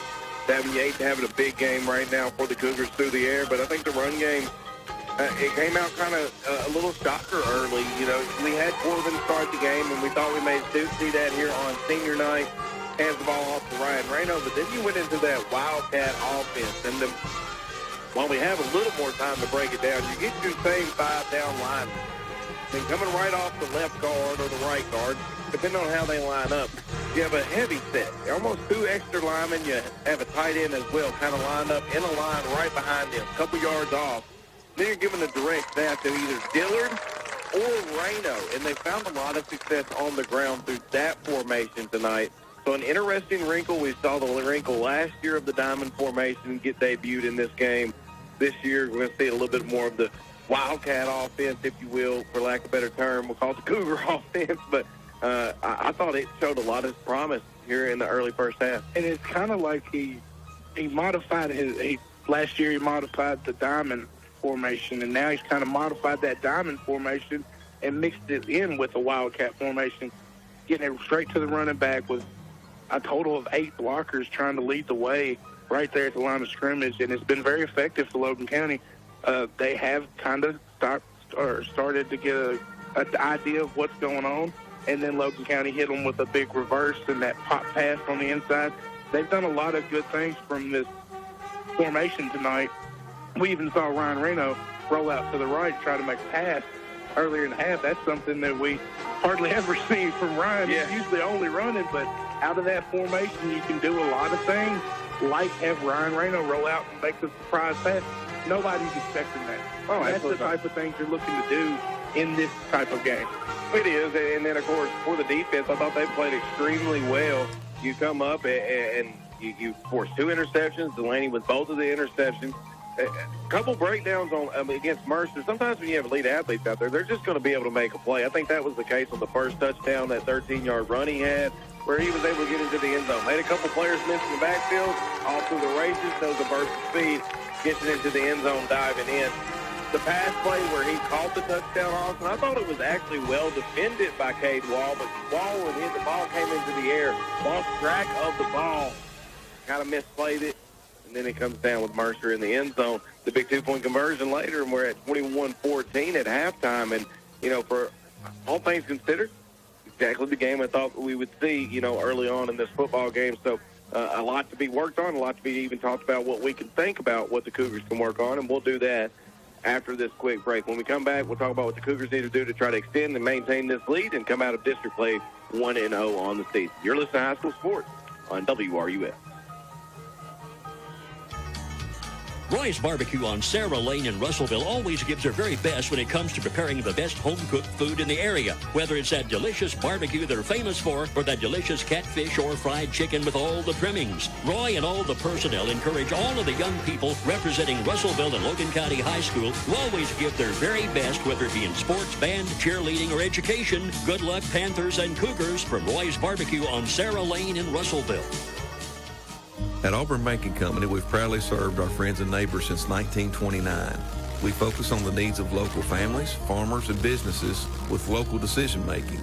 The money you deposit with us stays right here where it can best benefit our community. At Auburn Banking Company, we tailor our products and services to meet the needs of our hometown because we care about this community and the people in it. I'm Brian White, president of Auburn Banking Company, where serving you comes first. Equal housing lender, member FDIC. Today, Logan Memorial Hospital is ready to help you get back in action. If you're suffering with knee, hip, shoulder, or other joint or muscle pain, we have the compassionate, individualized care you need. From sports medicine to total joint replacement, we can address the pain and get you moving again. Logan Memorial Hospital, today and every day. Take our free joint pain assessment online at loganmemorial.com/orthopedics. This harvest season, Pennyrail Electric reminds us all to make electrical safety a priority and plan ahead. Here are some tips to keep in mind. Training your team is vitally important. When working near power lines, always use a spotter. If your machinery does come into contact with an electrical line, unless there's a fire, stay in the cab. And always call 911 immediately to report the accident. Pennyrail Electric, empowering our members and the communities we serve since 1937.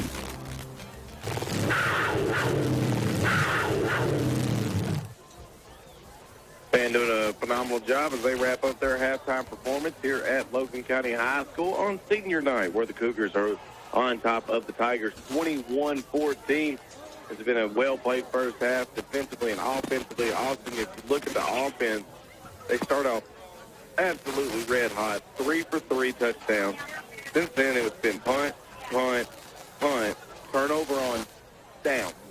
Now that last little, I guess, turnover on downs, you consider that a missed field goal, but at the same time, I think that was more or less clock kind of ran out on the Cougars and what they would traditionally try to do in that position. But for the Cougars, I thought, a lot to be liked about in the first quarter, second quarter. I think the Tigers kind of settled down, started running a little bit more of their offense. But I think offensively and defensively for the Cougars couldn't ask for much better right now than a 7-point lead. And Davin Yates said, hey, why are we going to a Wildcat? Hey, Mitch Paul, and I'll take off.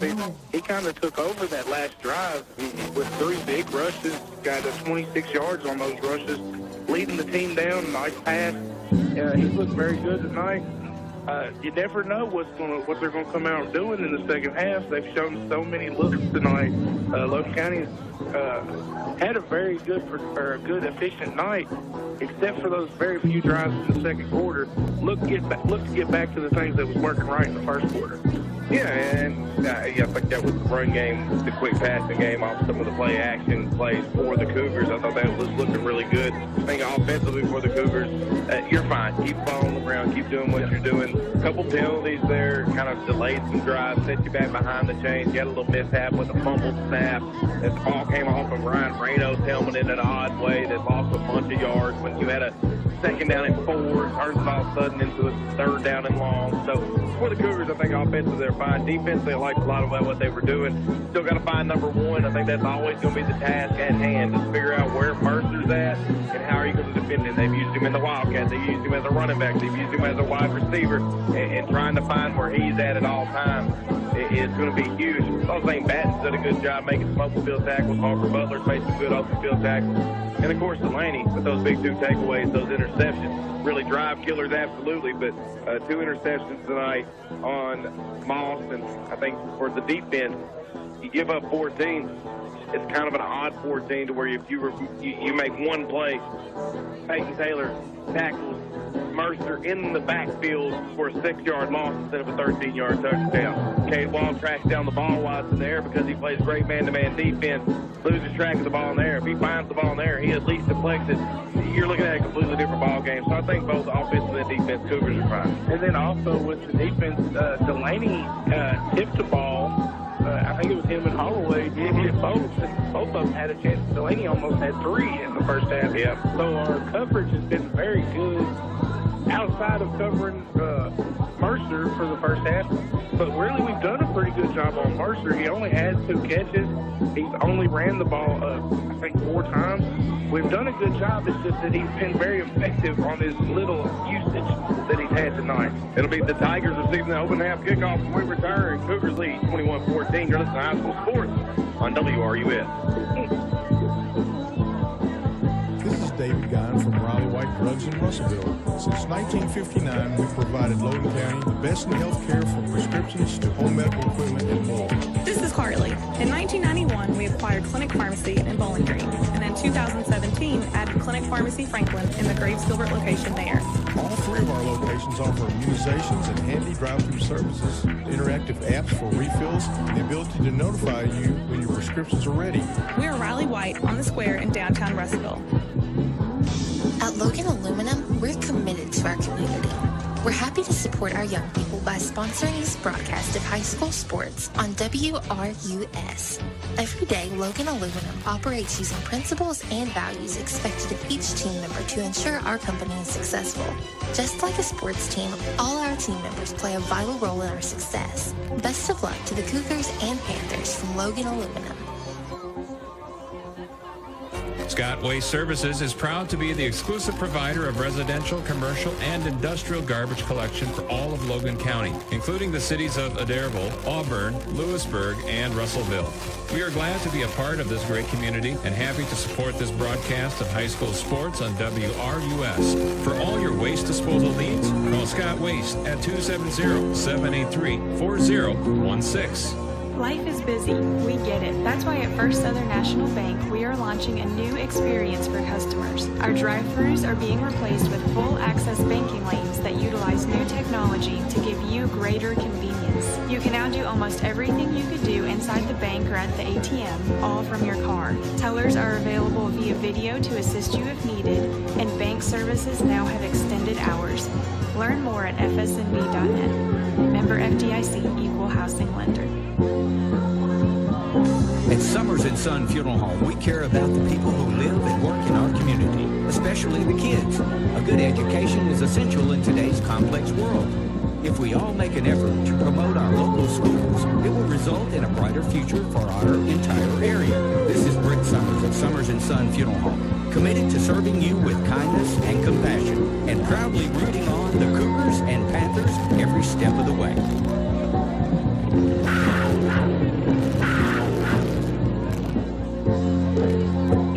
We're back at Logan County High School. Teams are getting their final little warm-ups in right before the start of the second half. It'll be the Tigers receiving the open half kickoff.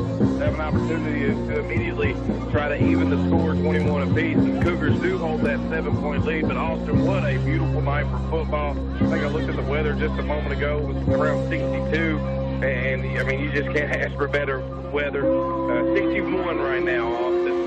Beautiful clear sky. Fans are packed in here in the stadium, enjoying senior night here for the Logan County Cougars. As about a minute before we get underway here for the Cougars offense, or defense, that'll take the field. I think this is the biggest thing for them is just going to be finding where number one Mercer is. Just try not to let him beat you tonight. Yeah, keep Mercer in check. We've done a good job on him. Keep him out of the end zone. I think we have a chance. They have some other players. Obviously, they've made other plays, but he's been the one that's been killing. They've been chunking away, and then he's hit us with the big shot, you know. So if we can kind of keep him in check, we've been doing a pretty good job with their defense. That's their offense. Absolutely. Give you some scores around the area as well. Last time I saw the Russellville score, it was at halftime, 46-0. Barron County led there. Warren Central taking on Russell County tonight at halftime. Warren Central leads Russell County 28-2. And our sister district, the playoff district, will line up again. Also in that sister district, maybe their top team would be Warren East. They lead Wayne County right now 21-7. That game at halftime. Last I saw the Greenwood Glasgow score, that's a big game. It was back in the first quarter where Greenwood was leading Glasgow 14-7. Here at Logan County High School, Cougars lead 21-14. Their kickoff team is out on the field as Daniel Dawson on the field. I thought they had a penalty at the end of the half that's going to march us back, but Coach Clark's trying to get the attention of the referee. He hasn't got one yet. They're down as they're locking up to the 40. Coach Clark's trying to get to the attention of somebody. Yeah. All the coaches are out on the field like, hey, there's an unsportsmanlike late hit penalty on the Cougars. Should be marched back. And he is exactly right. So that's kind of delaying this. Yeah, look at that Tiger all the way on the kickoff line. Personal foul, Logan County. That's from the field goal attempt. That'll march us back 15 yards. So, I mean, great memory, I guess, if you will. But it's about to be kicked off from the 25-yard line now. Here's the big thing here, Austin. Cougar defense, awesome. Cougar offense has been playing awesome. Their special teams, and really all year long, especially on this part of it, is the kickoff return game has left a lot to be desired. And now now they're going to be kicking a short field to a couple dangerous return men. Back deep is Jackson for the Tigers. Daniels Dawson from his 25-yard line approaches the ball. Puts the big right foot into it. Comes down the right side of the field. Hits the numbers at the 30. Takes the Cougar roll to the 20. It is Jackson picking it up at the 15. Going to try to avoid Wall. Brings it to the right side of the field. Picks up a nice block. Austin's tracking down Jackson and will push him out of bounds around the 50-yard line. They'll stay right at the 50-yard line. So the Tigers will start on the 50 to begin this second half, trailing our Cougars 21-14. That is one thing that we need to I know we had the penalty and we was backed up there, but they've started at least 4 drives that I can remember either at their 48 or in our territory. Sure. Or at the 50 like it is now. So, and that's just giving them too many opportunities. You know, a short field, that's not what you're looking for when you're going out there. That kick return team's got to stay in their lanes, try to get to them quicker. It is Moss in shotgun formation. Up man to the left, back behind him. Off takes the snap, hands it to Jackson. Tries the left side of the line. He is met there by Peyton Taylor and Hawkins. Hawkins a little slow to get up. He'll get spelled from Davin Yates. Gain of 3 on the play, bringing up second down and 7.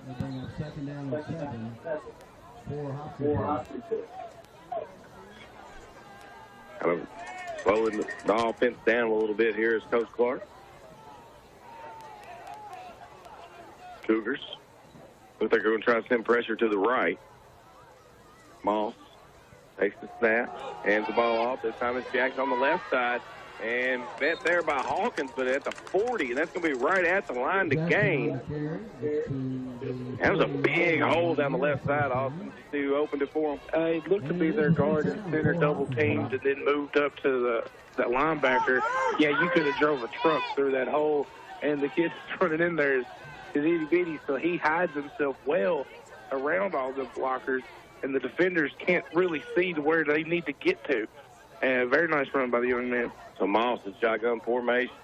To the right, one to the left. Mercer the one to the left. This time they send Matt in motion. They send it off with a little screen pass to Mercer. Mercer's met there after the first down gain and shoved out of bounds by Holloway.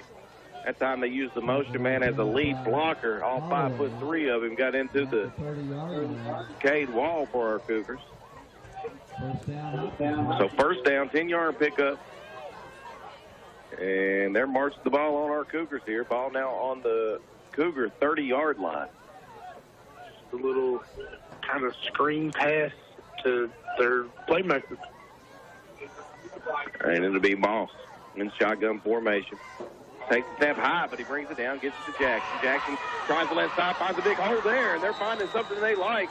He picked up 12 before being drugged down by the second level of the Cougar defense. Once again, that hole was big enough to drive the pickup through, and he just kind of waited till the pursuit tried to bounce him back in, and then he just did exactly what they wanted to, bounce.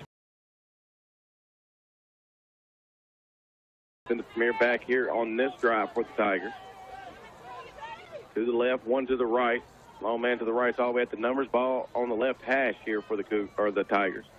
This time they're going to hand it to Jackson. Jackson tries the right side. He's met in the hole, but spins and going to get forward and pick up about 8 as he was flung forward by the big Cougar lineman. Looks like in there on the tackle, big 61 on the play.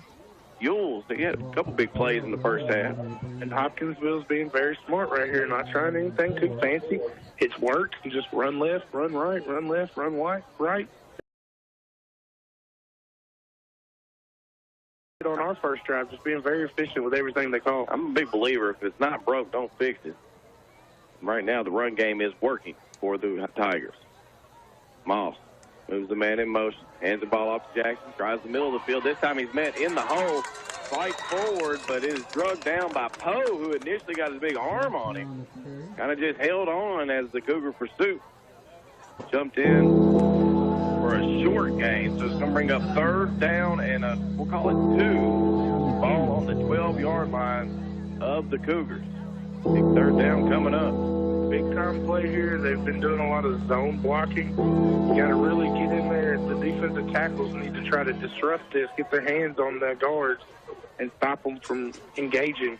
Devin Coleman, the big back, comes in to replace Jackson, more of the speedy back. Wide side to the right of the field. And then we have a timeout. Coach Clark's going to take the timeout. An interesting timeout early on here in the half. 3rd down and 2 from the Cougar 11-yard line when we return. Cougars lead 21-14. You listen to High School Sports on WRUS. Are you having trouble sleeping at night? Do you get too hot or cold? Maybe you roll to the middle of the bed. At Crabtree Furniture, we can help you solve these problems with Restonic. The Restonic mattresses showcase an outlast cover that keeps your body temperature more constant. Many of the mattresses feature the marvelous middle, the beefed up section in the middle of the mattress that prevents dipping and sagging. This means no rolling into the middle of the bed. Come see us for a great night's sleep. We have queen sets starting at $298.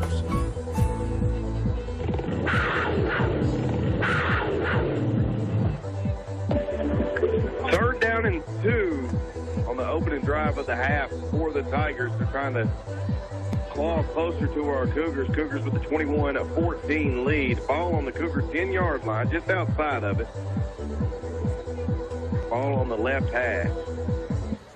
As in shotgun formation is Moss.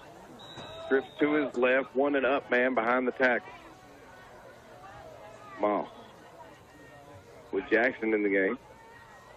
Takes the snap, fakes it to the left, rolls out to the right, had a lot of green grass, and he's going to make it all the way to the end zone for a 10-yard touchdown. Outstanding play call, to be honest about it, by Coach Clark. He saw what the look the Cougars were giving him, took the time out, saw that he had nothing but green grass to the right. As soon as that ball was faked to Jackson,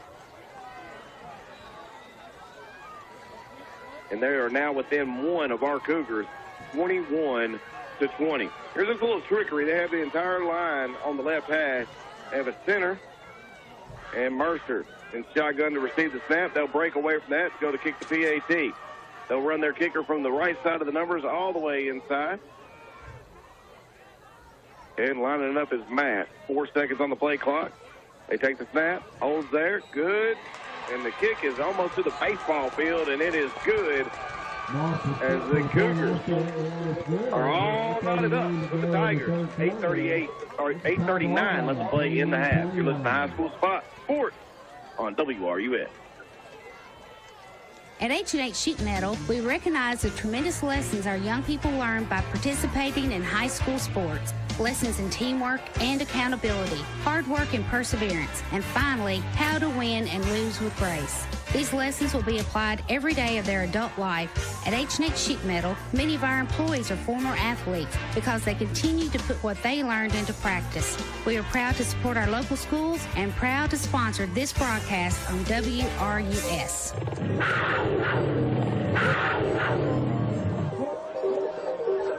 8:39 left to play in the third quarter. Hopkinsville evens up the score at 21 apiece on their opening kickoff.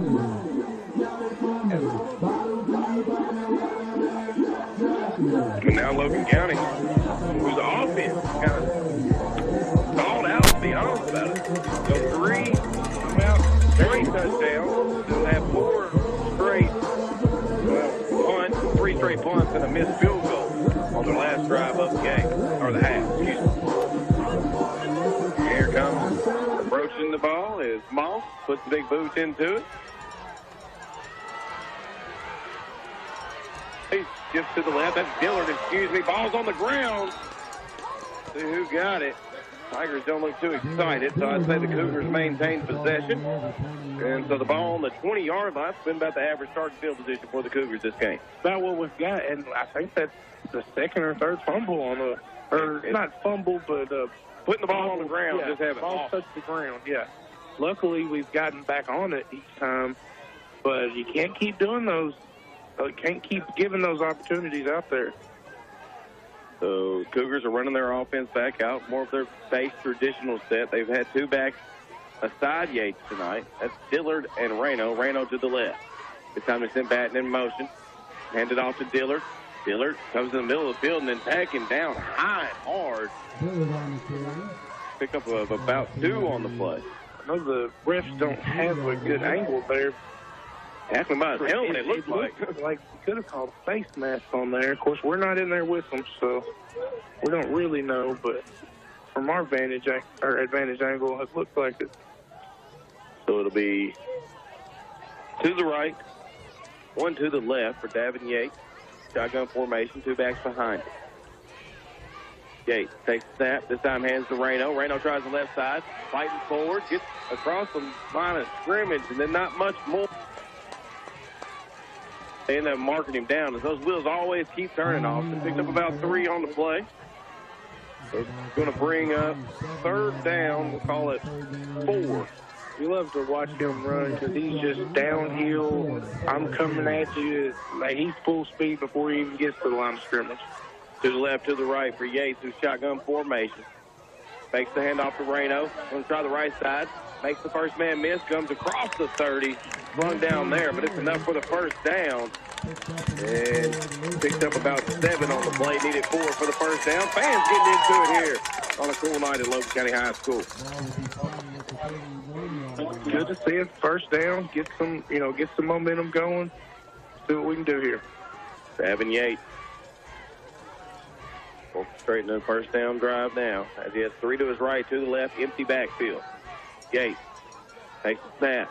Looks to his left, right, finds Hinton in the flat. Hinton gets upfield to the 40, rushed out of bounds around the 43-yard line. Nice pitching catch that time as Hinton gets the big reception. I like that they're using him a little bit more here in this district game. We saw him early on have a big impact. Of course, had the game-winning drive, or game-securing drive in the first game of the year when David had to go out, but working him into the passing game a little bit. So still an empty backfield. Trips to the left, 2 to the right for Yates. Yates takes the shotgun snap. Blitz coming up the middle. He rolls to his left to avoid it. Gets to the numbers at the 40. Turns it up at the 50. Fights forward as round the line to gain. Going to be a pickup of 9.5, maybe 10. Let's see where they end up spotting him. As he is across the 50 into Tiger territory. They're going to call it 2nd down. And up for Yates. And they go back to the 2 backs behind him in the shotgun formation. Yates sends Dillard into motion. This time hands off to Reno. He goes up the left side. He has a big hole. He gets to the 40, 35, 30, 20. Caught down there at the 20-yard line as he crosses there. And really, it was just a dive on his back from behind type of effort from the secondary of the Tigers. Huge run for Ryan Reno. And the Cougars will have it 1st and 10 at the 20-yard line of the Tigers. Very nice job to notice that they were all coming inside, and he bounced it outside. Yates takes the snap, hands to Reno up the middle, fighting forward, dragging Tigers across the 10, nearing the 5-yard line. Before his knee touches down. You talk about all 1st half. Those are the type of runs, the 3-yarders that turned into 10 and 12-yarders in the 3rd and 4th quarter. About the 7-yard line, about a 13-yard gain. This time they fake it to Reno. Rolling to the right is Yates. Makes the cut at the 5. Gets right to the end zone. And touchdown!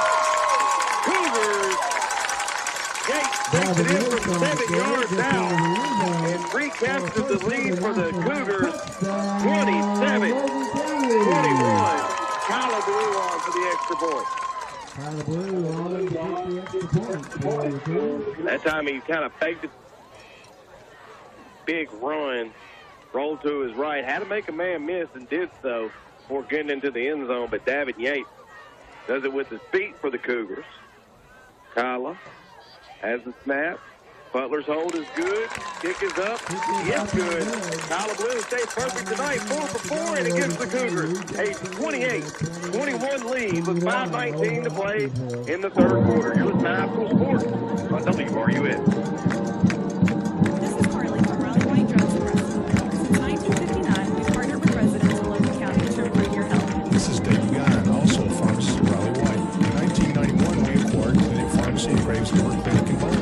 Most recently, we expanded that partnership, opening Clinic Pharmacy Franklin in December 2017. All 3 of our locations offer immunizations and handy drive-through services, plus interactive apps for refills and downtown Russellville.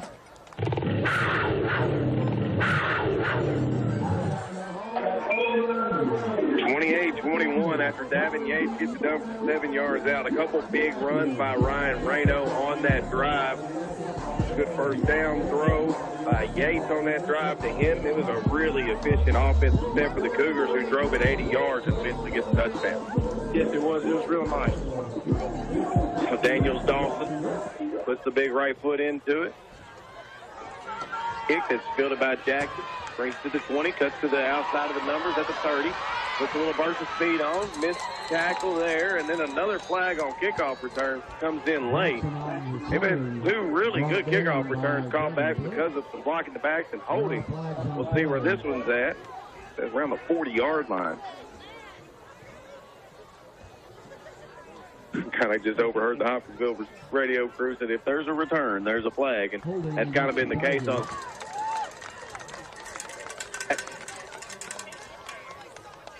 Within a marching it to the 28-yard line. So that's where the Tigers will take over, 1st and 10 from the 28-yard line of the Tigers. The Tigers have just put points on the board with their most efficient drive of the game, I would say. All come back out, looking to do the same to try to tie it up on our Cougars, who lead by 7, 28-21, 5:12 to play in the third quarter. Moss.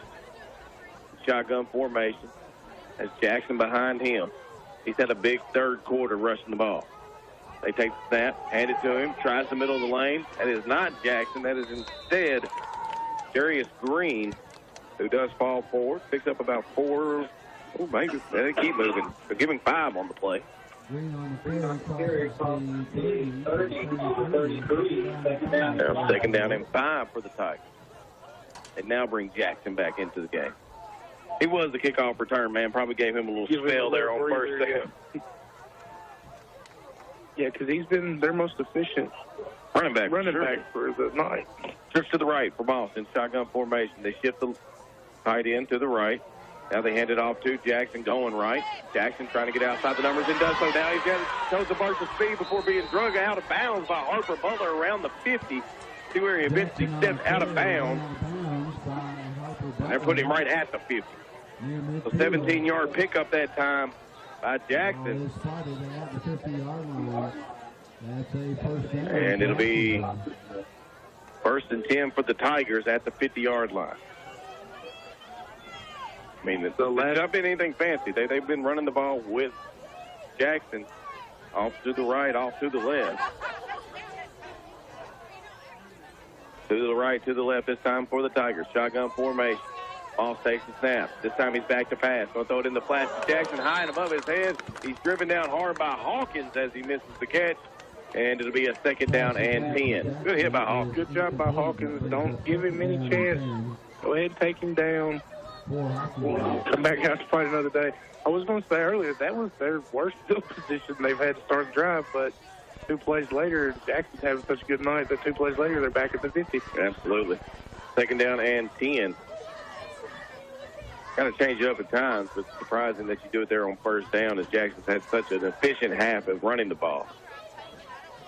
Puts him mad into motion to the left, brings the trips to the left. He'll step back to throw.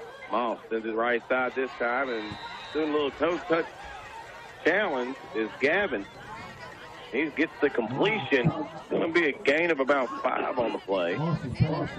That was a very good job by Moss. You could tell he went through all of his progressions to the left, come back to the right, and found his man right there on the sidelines for a nice curl route. Picked up 4 on the play. 3rd down and 6 now. Ball just on the outside of the 45-yard line for the Cougars. Number 9, Gavin. Moss. Send a man in motion to the left. Takes the shotgun snap. Looks to his left. Now comes back to the middle of the field. Up and high for Gavin this time. Well defended Jackson Laney. Laney's just been all over the ball tonight when it's been through the air. He has 2 interceptions. That time well defended on Gavin. Brings up 4th down and 6. Ball on the 46 of the Cougars. Interesting play call here by Coach Clark. Will he send his punt team on? I cannot believe they went to the air 3 straight times the way that Jackson ran the ball down the field the last possession and now this drive as well. But they do so, and the Cougars get that break as they are going to send Moss in the punt.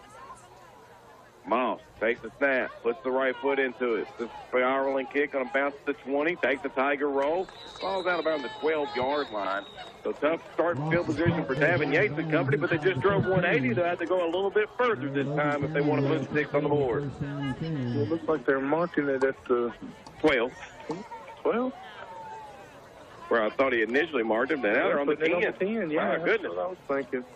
So sure it looks like it rolled out at 12. Well, we went 80 last time. Let's go 90 this time. Yeah, make it a little longer. Bad stats with how the Cougars had a very efficient drive. Did a lot of it on the ground with Ryan Reno.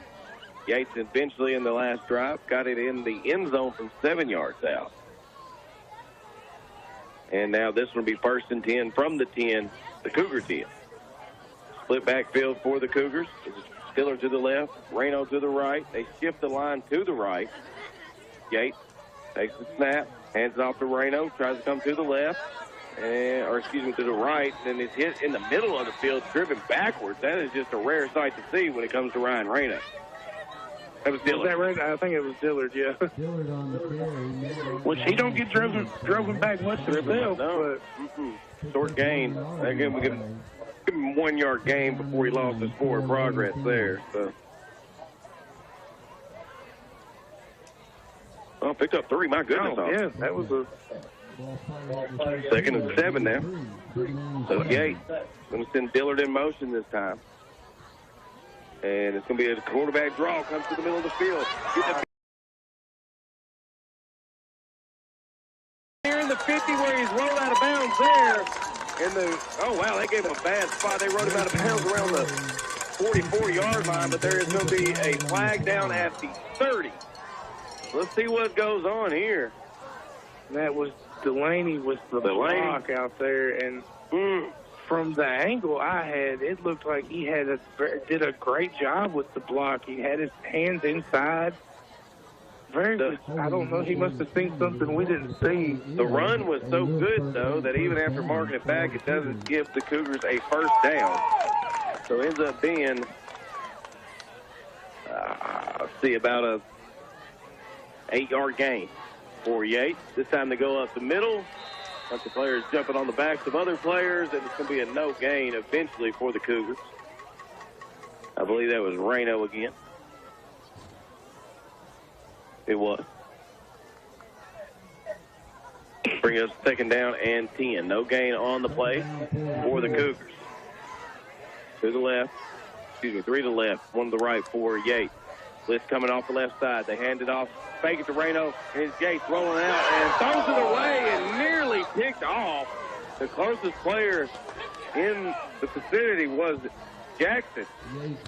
Butler kind of bailed out on the play. I thought maybe Yates would have ran with that one, but I guess starting to lose his balance, was afraid he'd fall down behind the line of scrimmage. And Butler there, Yates thought he was going to try to come back to the ball, but Butler was trying to go deep there while he was scrambling, just a miscommunication.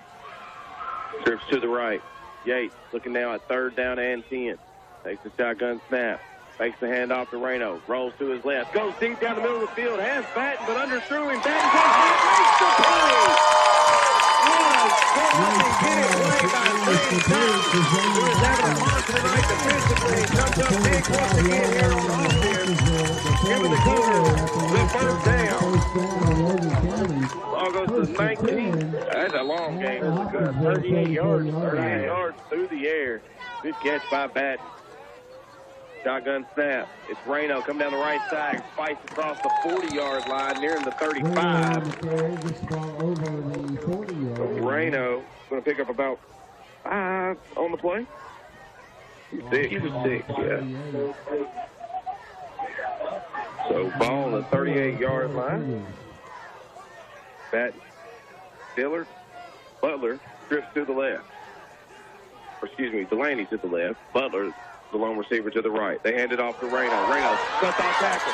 Doesn't pick up the block from Butler, and man cuts Reno down there right after the 20, but still a big chunk play Going to be about 18 yards on the pickup. 18 yards on the pickup. Oh, give him 19 on the play. Put it at the 19-yard line. Butler could have had that block there off. That was going for 6. Yeah, Yates takes the snap, hands it off to Reno. Reno off tackle again, same play. This time picked up the tackle the block by Butler. But Reno was drugged down from behind this time. Kind of an ugly collision between Butler and Jackson. And Butler's getting up very slowly.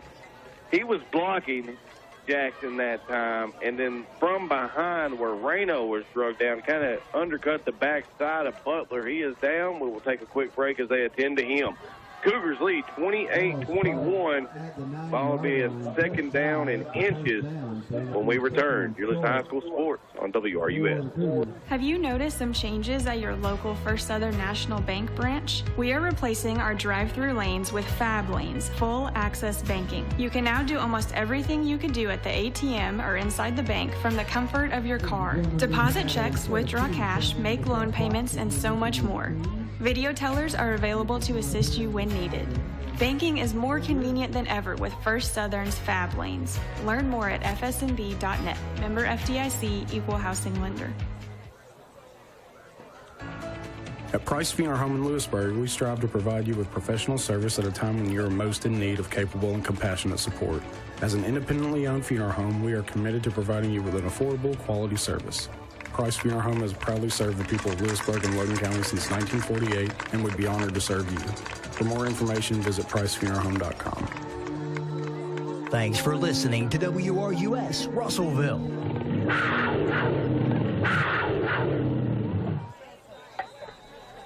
Harper Butler comes up gingerly off the field, second down in inches for the Cougars. Ball about the 9-yard line. They fake the handoff to Reno. It's Davin Yates again. Davin upended before he gets to the end zone, but well enough for the first down. And he's going to be down about the 2, so pick up a 7. Needed an inch on the play to get the first down. First down and goal now. We'll call it the 3-yard line there off. That was just perfect run pass option by Yates. He saw the crash, pulled it at the last second. Very nice. Batting in motion. They hand it off to Reno. Reno walks it in from 3 yards out. Reno increases the lead for the Cougars as they now go up 34-21. Just under a minute to play here in the third quarter with DAT awaiting by Kyla Blue. And Butler, Austin, back out 2 holds, so it looks like he is all right. That is an outstanding break there for the Cougars. He's had a good night tonight for the Cougars. Scored the opening touchdown of the game, matter of fact. So Kyla Blue takes the kick, and it is up, and it is good. Thought it was nearly blocked there for a moment, but it goes through his hands and through the upright. And the Cougars take a 14-point lead with less than a minute to play here in the third quarter. 35-21. You're listening to High School Sports on WRUS. We live in one of the greatest agricultural communities in Kentucky and in the country. That comes with responsibility, especially during harvest season. Pennyrile Electric reminds you to watch for heavy farm machinery on the roads. For farmers, staying safe means surveying for overhead power lines and underground utilities when moving large or elevated equipment. And when beginning any excavation project like tiling or fence post digging. Need guidance? Call Pennyrile Electric.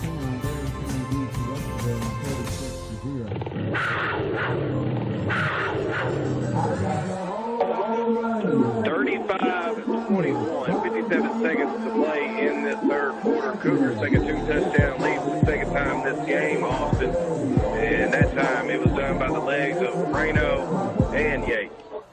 Ball comes deep down, and it's going to be returnable this time by Coleman. Or excuse me, that is not Coleman, that's Green. Green tries the right side, springs it all the way out, and drug down just across the 35 near the 40-yard line. He took it from the left side of the numbers all the way to the right side of the numbers, trying to use that speed. Good pursuit that time by the Cougars. Yeah, if you calculated his whole route, he probably ran about 100 yards on that one. Yeah, that's pretty wild. He had to go back to get it. Kind of took it away from Jackson, honestly, on the return. So the ball going to be at the 38-yard line of the Tigers. 1st and 10. Now down 2 scores. last time they were having so much success on the ground with Jackson, they go immediately into a 3-down passing situation. Pass, all one of them complete. This time they go deep downfield to Mercer. Wall's there this time, and he can't. He hits him, but he takes the catch anyway. Mercer's still on his feet and gets to the 35-yard line. From the 38 to the other 35, that's a big game. 12 yards, 26 yards. That time Wall's there. Mercer goes up, kind of catches it a little bit. Wall hits him, bounces off of him. Wall hits the ground. Mercer makes the catch. I mean, sometimes bounces go your way, Austin. Yeah, Mercer broke there at the last second and tipped it kind of to himself there. Good coverage by Wall, just a hair off. So it'll be pistol formation, tight end and up man to the left. Shotgun snap. They hand it to the back. They can run into each other. Matter of fact, that's Coleman, and he goes nowhere. That's Moss, as well as, Green on the run into each other in the backfield. And that'll do it for the third quarter, where the Cougars lead the Tigers 35-21, entering the fourth and final frame. You're listening to High School Sports on WRUS. Folks come from miles around to eat at Roy's Barbecue. Delicious pulled pork, barbecue beef, ribs, or chicken. Plus, Roy's mouth-watering catfish, burgers, club sandwiches, and daily specials. All served with tasty sides like baked beans, white beans, coleslaw, and potato salad. Finish it off with a slice of homemade pie or one of Roy's one-of-a-kind fried thighs. Hungry yet? Head to Roy's Barbecue, 101 Sarah Lane, just off the Russellville Bypass. And the Little Pit, 414 Franklin Street, Russellville. Making connections that mean the most is the motto that LTC Connect stands by. That's why providing fiber technology to its customers is more important than ever. Fiber allows customers to work from home, do schoolwork from home, transfer large files, and more through a seamless connection. And it's more resilient to weather conditions too, so you never need to worry about lost service. LTC Connect is here to ensure you have a connection to the people who mean the most.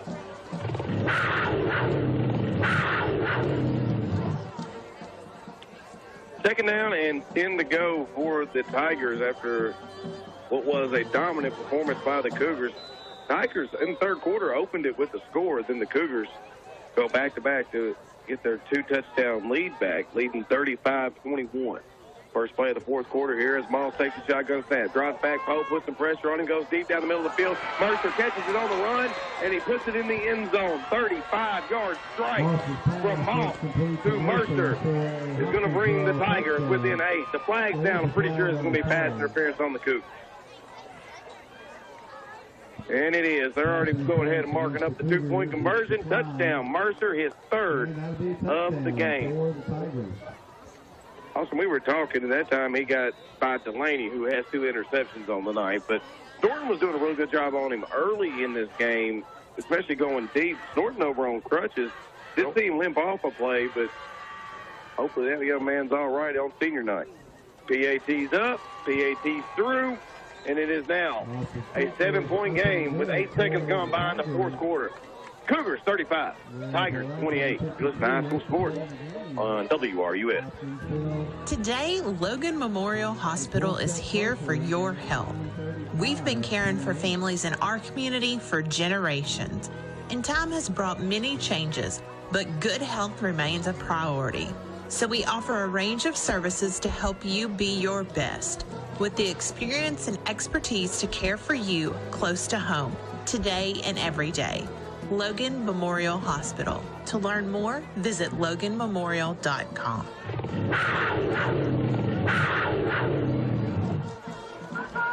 Well, Cougars held the lead, the 2-touchdown lead, for every bit of about 1 minute and 3 seconds game time as the big 35-yard strike from Mercer, his third touchdown of the game. We rushed one the first of the game. Since then, it's had 2 catches. And now the Cougars look up, and they're up by 7, 35-28. Still a long time playing this game. And really, it was the first starter quarters that was the Cougars quarters in the first half. Hopefully, they can continue that momentum here in the fourth quarter. Billy Joe, they're telling me it's fourth quarter, not the third, but I think we got that down. And then Moss going to kick the ball and gets it at the 10-yard line. It is Wall on the return. Gets it to 20. Now backpedals a little bit. Taken down high and hard. My goodness. Now at the 20. And I think he do get the flag. Let's see if this is laid out. I thought this was a face mask. Couldn't see from my vantage point, but let's see where it goes down here. Have a Tiger down. He's just lying face down. 5-yard incidental face mask. He's going to move it up to the 31-yard line. Tiger is down on the play. Literally, the trainer just kicked him to roll him over. Did you see that? I've never seen that in my life. Roll over. Oh, it must be a cramp. Okay, he's stretching out that young man. I say just be a cramp. But my goodness, it's a nice, cool night. Usually stop seeing cramps around this time of year. I've never seen a trainer come kick in the stomach, roll him over. He didn't punt him, though. But I know. Yeah, I was about to say, put his foot into him, roll him over. I was about to say, for the people just listening, he didn't kick him. He just kind of nudged him. Nudged him over with his foot. But nonetheless, it is a 7-point Cougar lead. Cougar ball on the 26. We'll take a quick break as they stretch out the injured Tiger. 35-28, Cougars on top by 7. You're listening to High School Sports on WRUF. I'm Brent Crabtree, a member of the advisory board at Auburn Banking Company. As a business owner, I've learned that bigger isn't always better, and relationships are what matter most. That's true in the furniture business and in banking, too. I chose Auburn Banking Company because I wanted to work with a local community bank, one that was large enough to handle all my financial needs without having to sacrifice outstanding customer service. Auburn Banking Company, where serving you comes first. Equal housing lender, member FDIC.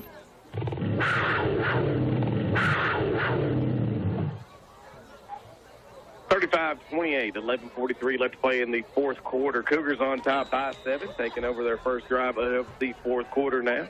Tigers just had a big score. And Davin Yates in the empty formation, 3 to his right, 2 to his left. Yates steps back, looks to his right, goes to the middle of the field. It's Hinton, makes the catch, gets hit. Ball is guard loose. Incomplete pass. Big shot that time by the Tigers. Defense, I can't see, 56. I believe it was 5 there on the hit there. D'Anthony Brown. I couldn't see who made the hit. And we got another Tiger cramping at 45 this time. Not to be completely negative about anything about the Tigers, but 61-degree weather, just drink some water at school while you're preparing for the game, and really the cramps can pretty much go away on you, and they're stretching out that young man now. Nonetheless, they're no fun, Austin. You and I both have had plenty of them, but they're taking the stretch break now. We just came back from break, so we'll keep it right here. It's going to be 2nd down and 10 after the incompletion. It was a good job by Yates reading that play, but Hinton, and really for Yates, you don't want to throw a player into that. I don't care if he's a senior or a freshman or a sophomore in this case for Hinton, but throwing a player in that position is kind of tough. Yeah, it really is, and it sucks because you know in high school he didn't mean for that to happen. Sure. The big hit left his sophomore out to dry. That'll come with time. Also, Hinton will get more used to those plays happening, and he might hold on to the ball as he grows and progresses over Pops always used to tell me, if you're going to get hit anyway, you might as well just hang on to it. That's right. Because you're going to get hit either way. But that time, it was a good effort there by Hinton, and it'd be Yates in shotgun formation. He'll send 3 to his right that are bunched up around the numbers. Back beside him is Rayno. Shotgun snap, hands it to Rayno, tries the middle of the field. This plumb run over the middle linebacker as he spins forward, nearing the first down marker, and the young man he ran over is still on the ground. I mean, Cougar linemen, everybody trying to help him up. So Tigers now back-to-back plays, down with an injury. This one may be a little bit more than a cramp, as Ryan Rayno ran him over pretty good. That's the middle linebacker, big 56. Guy Blythe. And we're going to take a quick break here. Logan County on top of the Tigers, 35-28. First down run, by the way, from Ryan Rayno. 1st and 10 when we return. You're listening to High School Sports on WRUF. When it comes to your health, Yates Pharmacy is the MVP, most valuable pharmacy. Whether you need prescription medication, a vaccination, or over-the-counter remedy, at Yates Pharmacy, they'll go the extra mile to get you back on your feet and back in the game. Make sure Yates Pharmacy is on your healthcare team. They're open weekdays from 8:30 to 5:30 and 8:30 to 1:30 on Saturdays at 432 Hopkinsville Road in Russellville. Call anytime at 270-726-8451.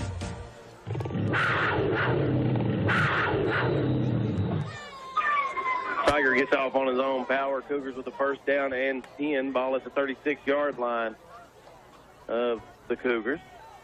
Yates. Let the clock wind down a little bit as it is running. 10 seconds on the play clock. Yates takes the direct snap, runs it to the left, bounces it out at the 40. Going to slide down and then hit from behind. That's going to be a flag. So Yates, as the quarterback, can slide. I guess anybody can slide, but Yates uses the slide very smart to stay in bounds is what he was doing. He didn't want to run out of bounds and stop the clock. So he slides in bounds, picks up about 8 on the play. DB comes from behind, the same DB that put the big lick on the Hinton just a moment ago. Hits Yates after he slides. That's a good call, good penalty. That was a very heads-up play by Yates. Like you said, slide. He was, like you said, he was trying to save from going out of bounds. Just the defender was chasing too hard. Couldn't stop his momentum. So after the penalty, bring up 1st and 10 from the 41-yard line of the Tigers. That bunch trips to the right. Yates stands on the left hash mark to receive the snap. He'll work it down about 8 seconds. Clock is running. The bunch to the right is on the right hash. Yates receiving the snap at the left. Takes the handoff to Reno. Reno spins in the hole up the middle and will fall forward for a gain of about 4, maybe 5 on the play. 2nd down and 5. We'll call it a 5-yard gain. Ball on the 36. As Reno comes off, coming on will be Hawkins. That snap was a little high because I know from experience you get down there and you get all set and then you're waiting to run that clock out. Well, you're already set, so being down there for a long time is not fun. And he kind of pulled that snap there towards the end. It was a little high on him. 2nd down and 5 for the Cougars. Very high snap this time. Yates handles it and then tries to get what he can, but it's going to be a loss of about 2, maybe 3 on the play. Austin, literally just brought it up. You're asking your center to stay down there after a physical game for a long period of time, and that time he rocketed a little high. Lucky for Yates, he had a little spring in his step to kind of bat it to himself. 3rd down and 8. Cougars try to get the Tigers to jump, cannot do it. They did get them to show blitz on the left, the right side. 3rd down and 8. Definitely a blitzing formation for the Tigers. Shotgun snap. Yates will take it up the middle himself. Fights forward to near the 35. Will not be enough for the first down. It's a nice gain on 3rd down. But to bring up 4th down, with that type of play call, Austin, are you figuring you're going absolutely forward on 4th down? Yeah, and then you're bringing in 2 more big boys in, running off on the field to be put in. It's that kind of that wildcat, diamond wildcat that we've been running. So it's Batten on the line, and we're going to have a timeout. Who calls the timeout? Timeout is on the Tigers, so they're going to try to draw up something to defend this Wildcat. Let's be honest, they haven't figured it out yet. So see what Coach Clark can draw up. See if the Cougars can get a big 4th down conversion. Ball on the Tiger 35. 9:05 left to play in the game. Cougars lead by 7, 35-28 when we return. You're listening to High School Sports on WRUS. Summers and Son Funeral Home proudly salutes the young people of this great community. Generations of Rangers, Tigers, Rams, Cardinals, Bears, Cougars, and Panthers make up this place we call home, and we are honored to serve you. So dig deep, give it all you've got, and know we're rooting for you every step of the way. Summers and Son Funeral Home, 210 North Thurston Drive, Russellville.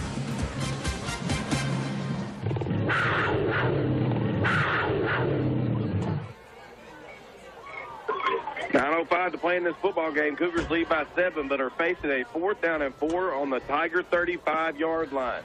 They are in the Wildcat position.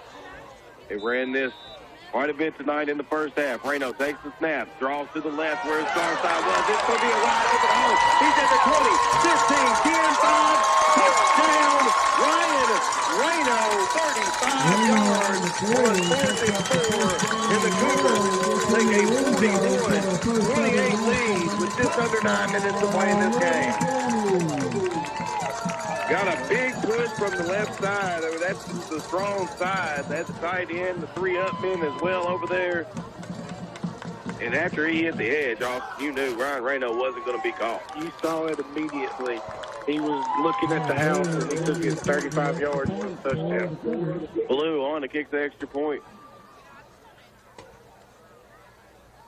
Snap. Harper's holds good. Kicked up, and she is tackled as Blue. Kick is good. You'll take this on the kickoff, I would assume. My goodness, they tackled the young lady. But the Cougars do go on top by 14, 42. High school sports on WRUS. As a leading global supplier of injection molded automotive components, Venture Plastics provides our community with cutting-edge jobs in an ever-growing market. Venture employees enjoy competitive pay and excellent benefits, including health insurance and retirement. To learn more about joining the Venture Plastics team, visit jobs.flex-in-gate.com. That's jobs.flex-in-gate.com. Venture Plastics is proud to be a part of this community and sponsor this sports broadcast on WRUS.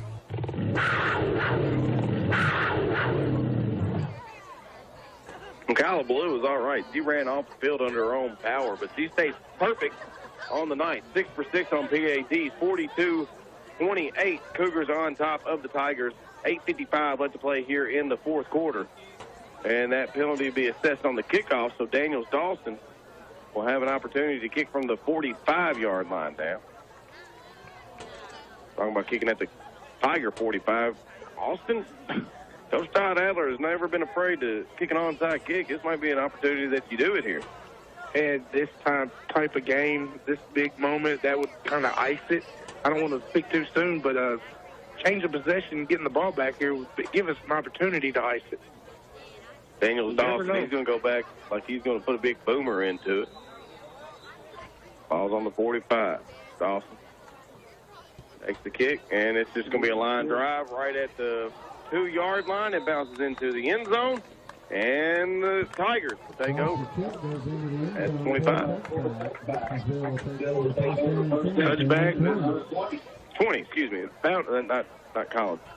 About as good as we've had them on field position for the night for their starting their drives. Come out a couple drives ago and got two plays, got about 30 yards rushing, and I think they've passed every play since. Yeah, it was interesting because at the time, Austin, they were only down 7. Yeah, and now you're down. Yeah, you're down 14. So you figure time's kind of running out on you. You only have one timeout left if you're a Tiger. But the ball may come to the air a little bit more. Now, when they've gone to the air, they have tried to find number 1. And that is, of course, Sean Mercer, who has 3 total touchdowns. He has been big tonight. Off, shotgun snap, looks to his left, still looking. Hit as he throws, goes deep for Mercer. He's triple teamed, Delaney in and out of his hands. Could have had his 3rd INT of the game. Mercer took a big shot. He gets held up by a wall. And Yates. I know Delaney wanted his 3rd, but I think if he had just let that one alone, Holloway was in position to take it down. And then, like you said, Mercer taking the hit slow to get up there at the end.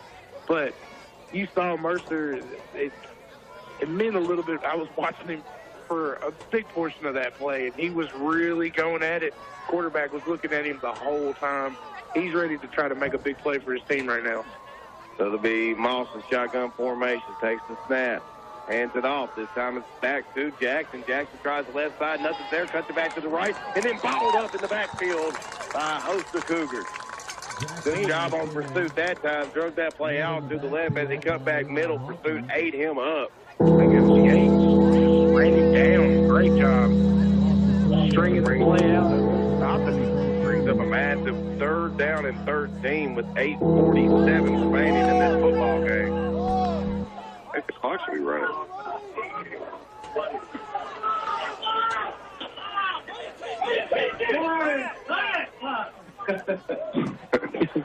42-28, Cougars on top by 14. Third down and 13. Shotgun snap. Looking to the left. Now comes back to the right. It's Miles over the middle of the field and out of the outstretched hands of his intended receiver, Coleman. It'll bring up 4th and 13. And now Coach Clark has a big decision to make. You don't really want to punt it away to the Cougars, but you're really deep in your own territory. And it looks like they already dropped back Moss, who took a big shot to punt this one away. Moss took 2 big shots on that drive. On first down, took a shot. On third down, took a big shot. Now he's back to punt here. Standing almost at the 4-yard line. So got a chance. Maybe send some pressure this time. Yeah, Cougars have no one back deep. Deepest man's the referee standing at the 50.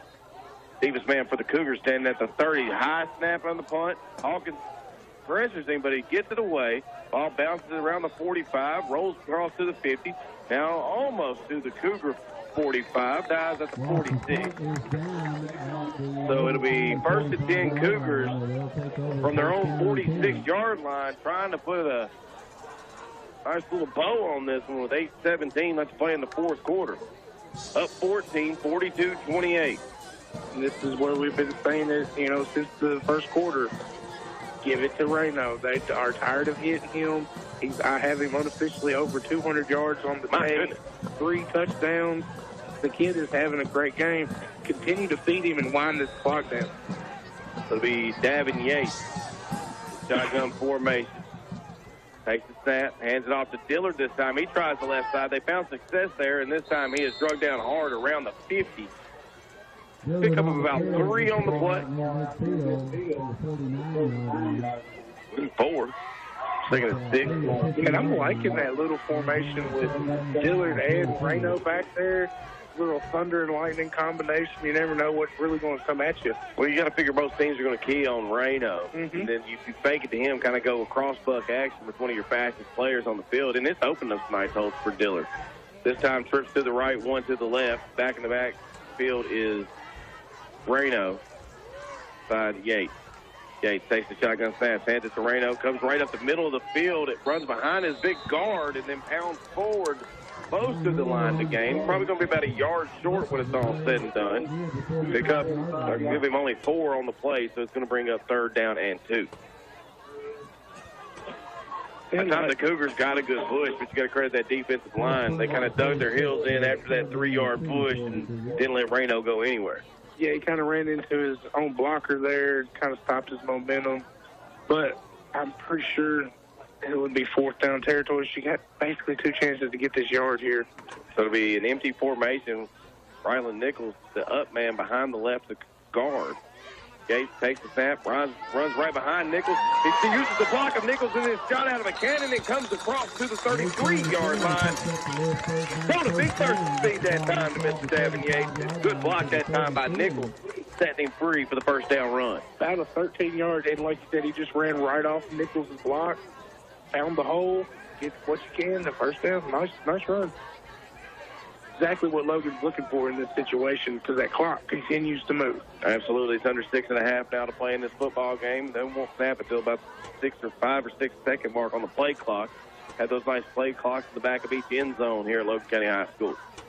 Yates takes the shotgun snap. This time hands it to Reno. Reno fights forward. Short gain on the play. Picked up about 2. They found something they liked on that left side of the line. This time it goes minimal gain. And it'll bring up 2nd and 10. They said they got him at the line of scrimmage there, Austin, so no gain for Reno. Trips to the right, 1 to the left for Davin Yates, who will have Reno beside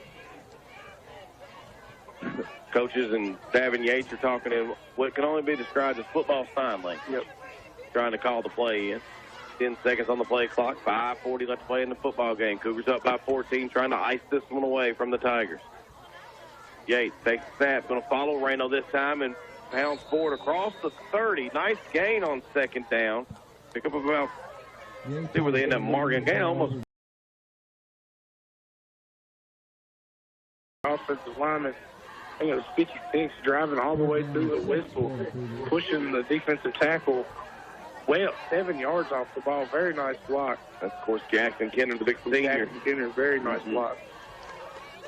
Comes from the center, right? So from trips to the right, and it's Yates. Third down. Call it 6. Takes the shotgun snap. Hands off to Reyna, who is met at the line of scrimmage this time and drugged down by a host of Tiger defenders. It's going to bring up 4th down, and we'll still keep it at 6. No gain on the play for Reyna. And they're obviously keying on Reno as the last 2 plays, he's gone nowhere, which is a very rarity to look down and see 2 dashes for a no gain on his stat sheet, but that's all right. They're still doing exactly what they want. Cougars convert here. You can almost work it under 2 minutes before you have to make a decision on something. Cougars liable to take a timeout here. They don't look like they're in a big hurry with 5 seconds on the play clock. Probably call the timeout with about 2 seconds from now. There's at 1 second, and we're going to have a timeout, Logan County. And the Cougars, with 4:10 left to play in this football game, lead the Hopkinsville Tigers 42-28.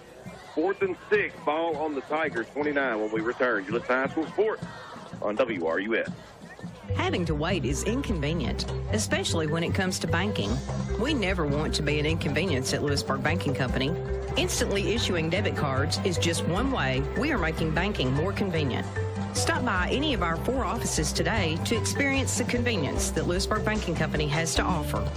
Past, present, promises. Lewisburg Banking Company, serving Logan and surrounding areas for 125 years.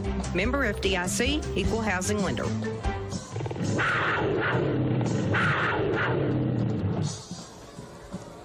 42-28. Cougars looking at a 4th down and 6, ball on the Tigers' 29-yard line. 4:10 to play in this football game. It's go for it territory if you're the Cougars, whether you were up or tie ball game at this point, being where the ball is at on the field. They can get this 4th down, they can ice away almost the entire rest of the game in the next set of 4 downs off. So only 1 timeout remaining for the Tigers. Cougars now with just 2. So it'll be Davin Yates walking his offense out. So they'll move into more of what we have seen tonight as the Wildcat formation with Reno, but it has Davin Yates now going to receive the snap. Davin very capable with his legs as well. Yates takes the snap. Going to roll to the left. Comes back to his right. Has plenty of time. Goes deep down the field. Making the catch and the interference is Upper Butler. They get him down at the 3-yard line. Davin Yates, good credit. I mean, literally all 9 other men other than Harper Butler and Davin Yates for giving him time on that. But Butler goes up and makes an absolute play on the ball. Gets it to the 3-yard line for the Cougars. It would have been interference and a first down for the Cougars regardless, but Butler making that catch. Those playmakers making some big-time plays for the Cougars. So now under 4 to play, Cougars try to milk as much as they can. Yeah, they kind of gained too much yardage to milk that clock on that play, right. But we'll take that every time. A 7 really iced the game away out. Exactly. So it'll be Yates in shotgun, takes the snap, hands it to Dillard, who will cross the goal line. And Dillard from 3 yards out will give the Cougars the 48-28 lead. PAT were waiting. Kyla Ballou. Good drive that time by the Cougars. Picked up 4th down, picked up a 3rd down, a couple big-time runs, and then on 4th and 6, when they were just trying to milk the clock away, they had Davin Yates connect with Harper Butler on a beautiful little fade route that Butler outworked the DB to make the catch on. Gets them to the 3. Dillard, the next play, does the rest for the touchdown. Snaps good, holds good, PAT's away, it's good, and the Cougars lead the Tigers 49-28, 3:39 left to play in this football game. You're listening to High School Sports on WRUS. Sure, you think about your Russellville Southern States Cooperative when it comes to your cattle, horses, and chickens, but did you know that they have everything you need to keep your dogs and cats happy too? From food and grooming supplies to leads, collars, toys, and treats, Southern States has it all, including kennels, crates, and houses for your 4-legged friends. Plus healthcare products, flea and tick control, and supplements. Pets, small animals, livestock, they've got you covered at Southern States, 209 North Bethel Street, Russellville.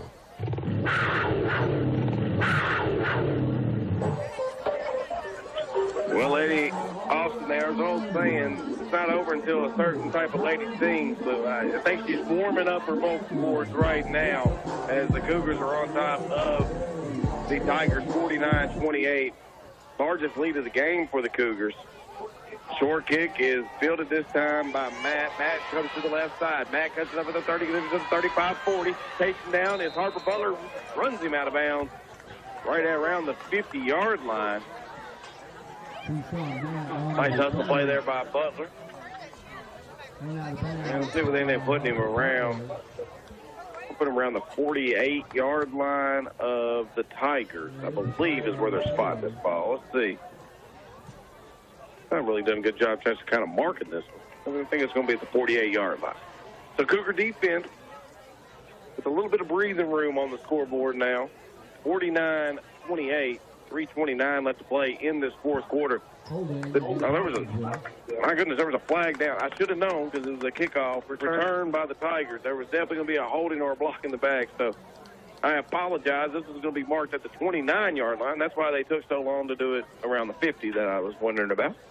And if you're Logan here, you just want to keep everything in front of you. Yep. Your time is on your side. Scoreboard's on your side. Don't let anything crazy happen. Don't get let anybody. Yeah, don't let anybody behind you. So it'll be Moss in shotgun formation. Especially Mercer, because they're going to be looking for it. They're going to send Matt in motion to the right. Moss looking for the slant early, and it's almost picked off. Jumping the slant route that time. Trying to make sure it is Elijah Hawkins. Read it. I saw the 4. I didn't know if it was Jacob White or Elijah Hawkins that came from that middle linebacker position. He read it perfectly. Just couldn't keep it corralled. Just take an opportunity for a big interception tonight. Had a big game here for the Cougars. 3:26, 2nd and 10 now for the Tigers. Shotgun snap for Moss. Moss looks to his left. Steps up in the pocket. Now thinks about running, does so. White wraps him up and around the waist, drags him down at the 35-yard line. Still going to be a positive pickup, but it will bring up 3rd down and about 4, call it 5. Man, they move the stick one more time. 4. 3rd and 4 for the Tigers. Tigers, I know you're down by 3 scores, but you would like to try to finish on a high note, try to get the ball in the end zone. If you're the Cougar defense, you would like to say, hey, you know, we closed them out in that fourth quarter. They had a couple chances, couldn't get in the end zone against it. So a lot on the line here still for these teams. Moss will send Matt into motion. Moss looks to his right on the wheel route, tries to hit Matt, and just comes behind him, really, and out of reach. That's Deshaun Matt. Deshaun Matt had a pretty good game, 5'3", 117. He's a senior for the Tigers.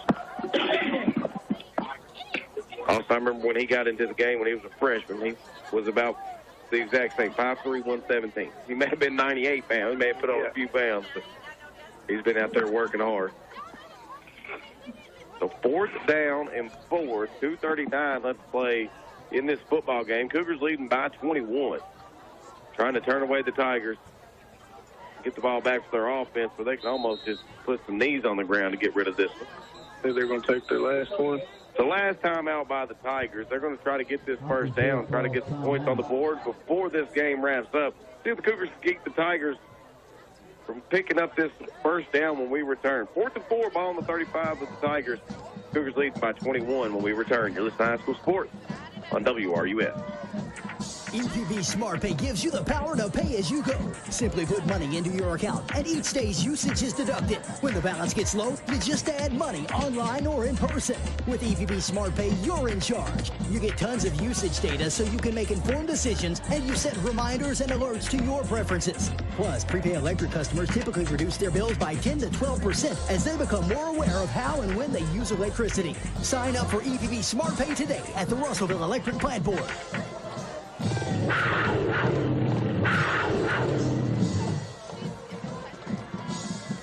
Welcome back to Logan County High School, where the Tigers are facing a 4th down and 4 Ball on the Tiger 35-yard line. 2:36 left to play in this football game. Cougars can get a stop here, get the ball back. They can ice this one away and come out of district play 1-0 to begin this.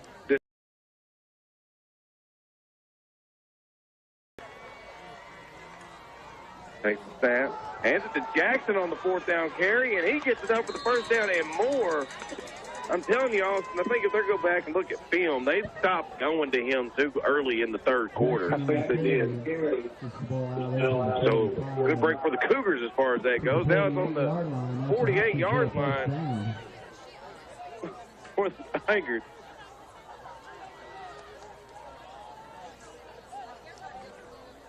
And it'll be Moss in shotgun formation. 2-10 and running to play in this football game. Motion man for the Tigers to the right. Moss looks to go to him. It's Matt, and he is set down by Harper Butler as soon as he catches the ball.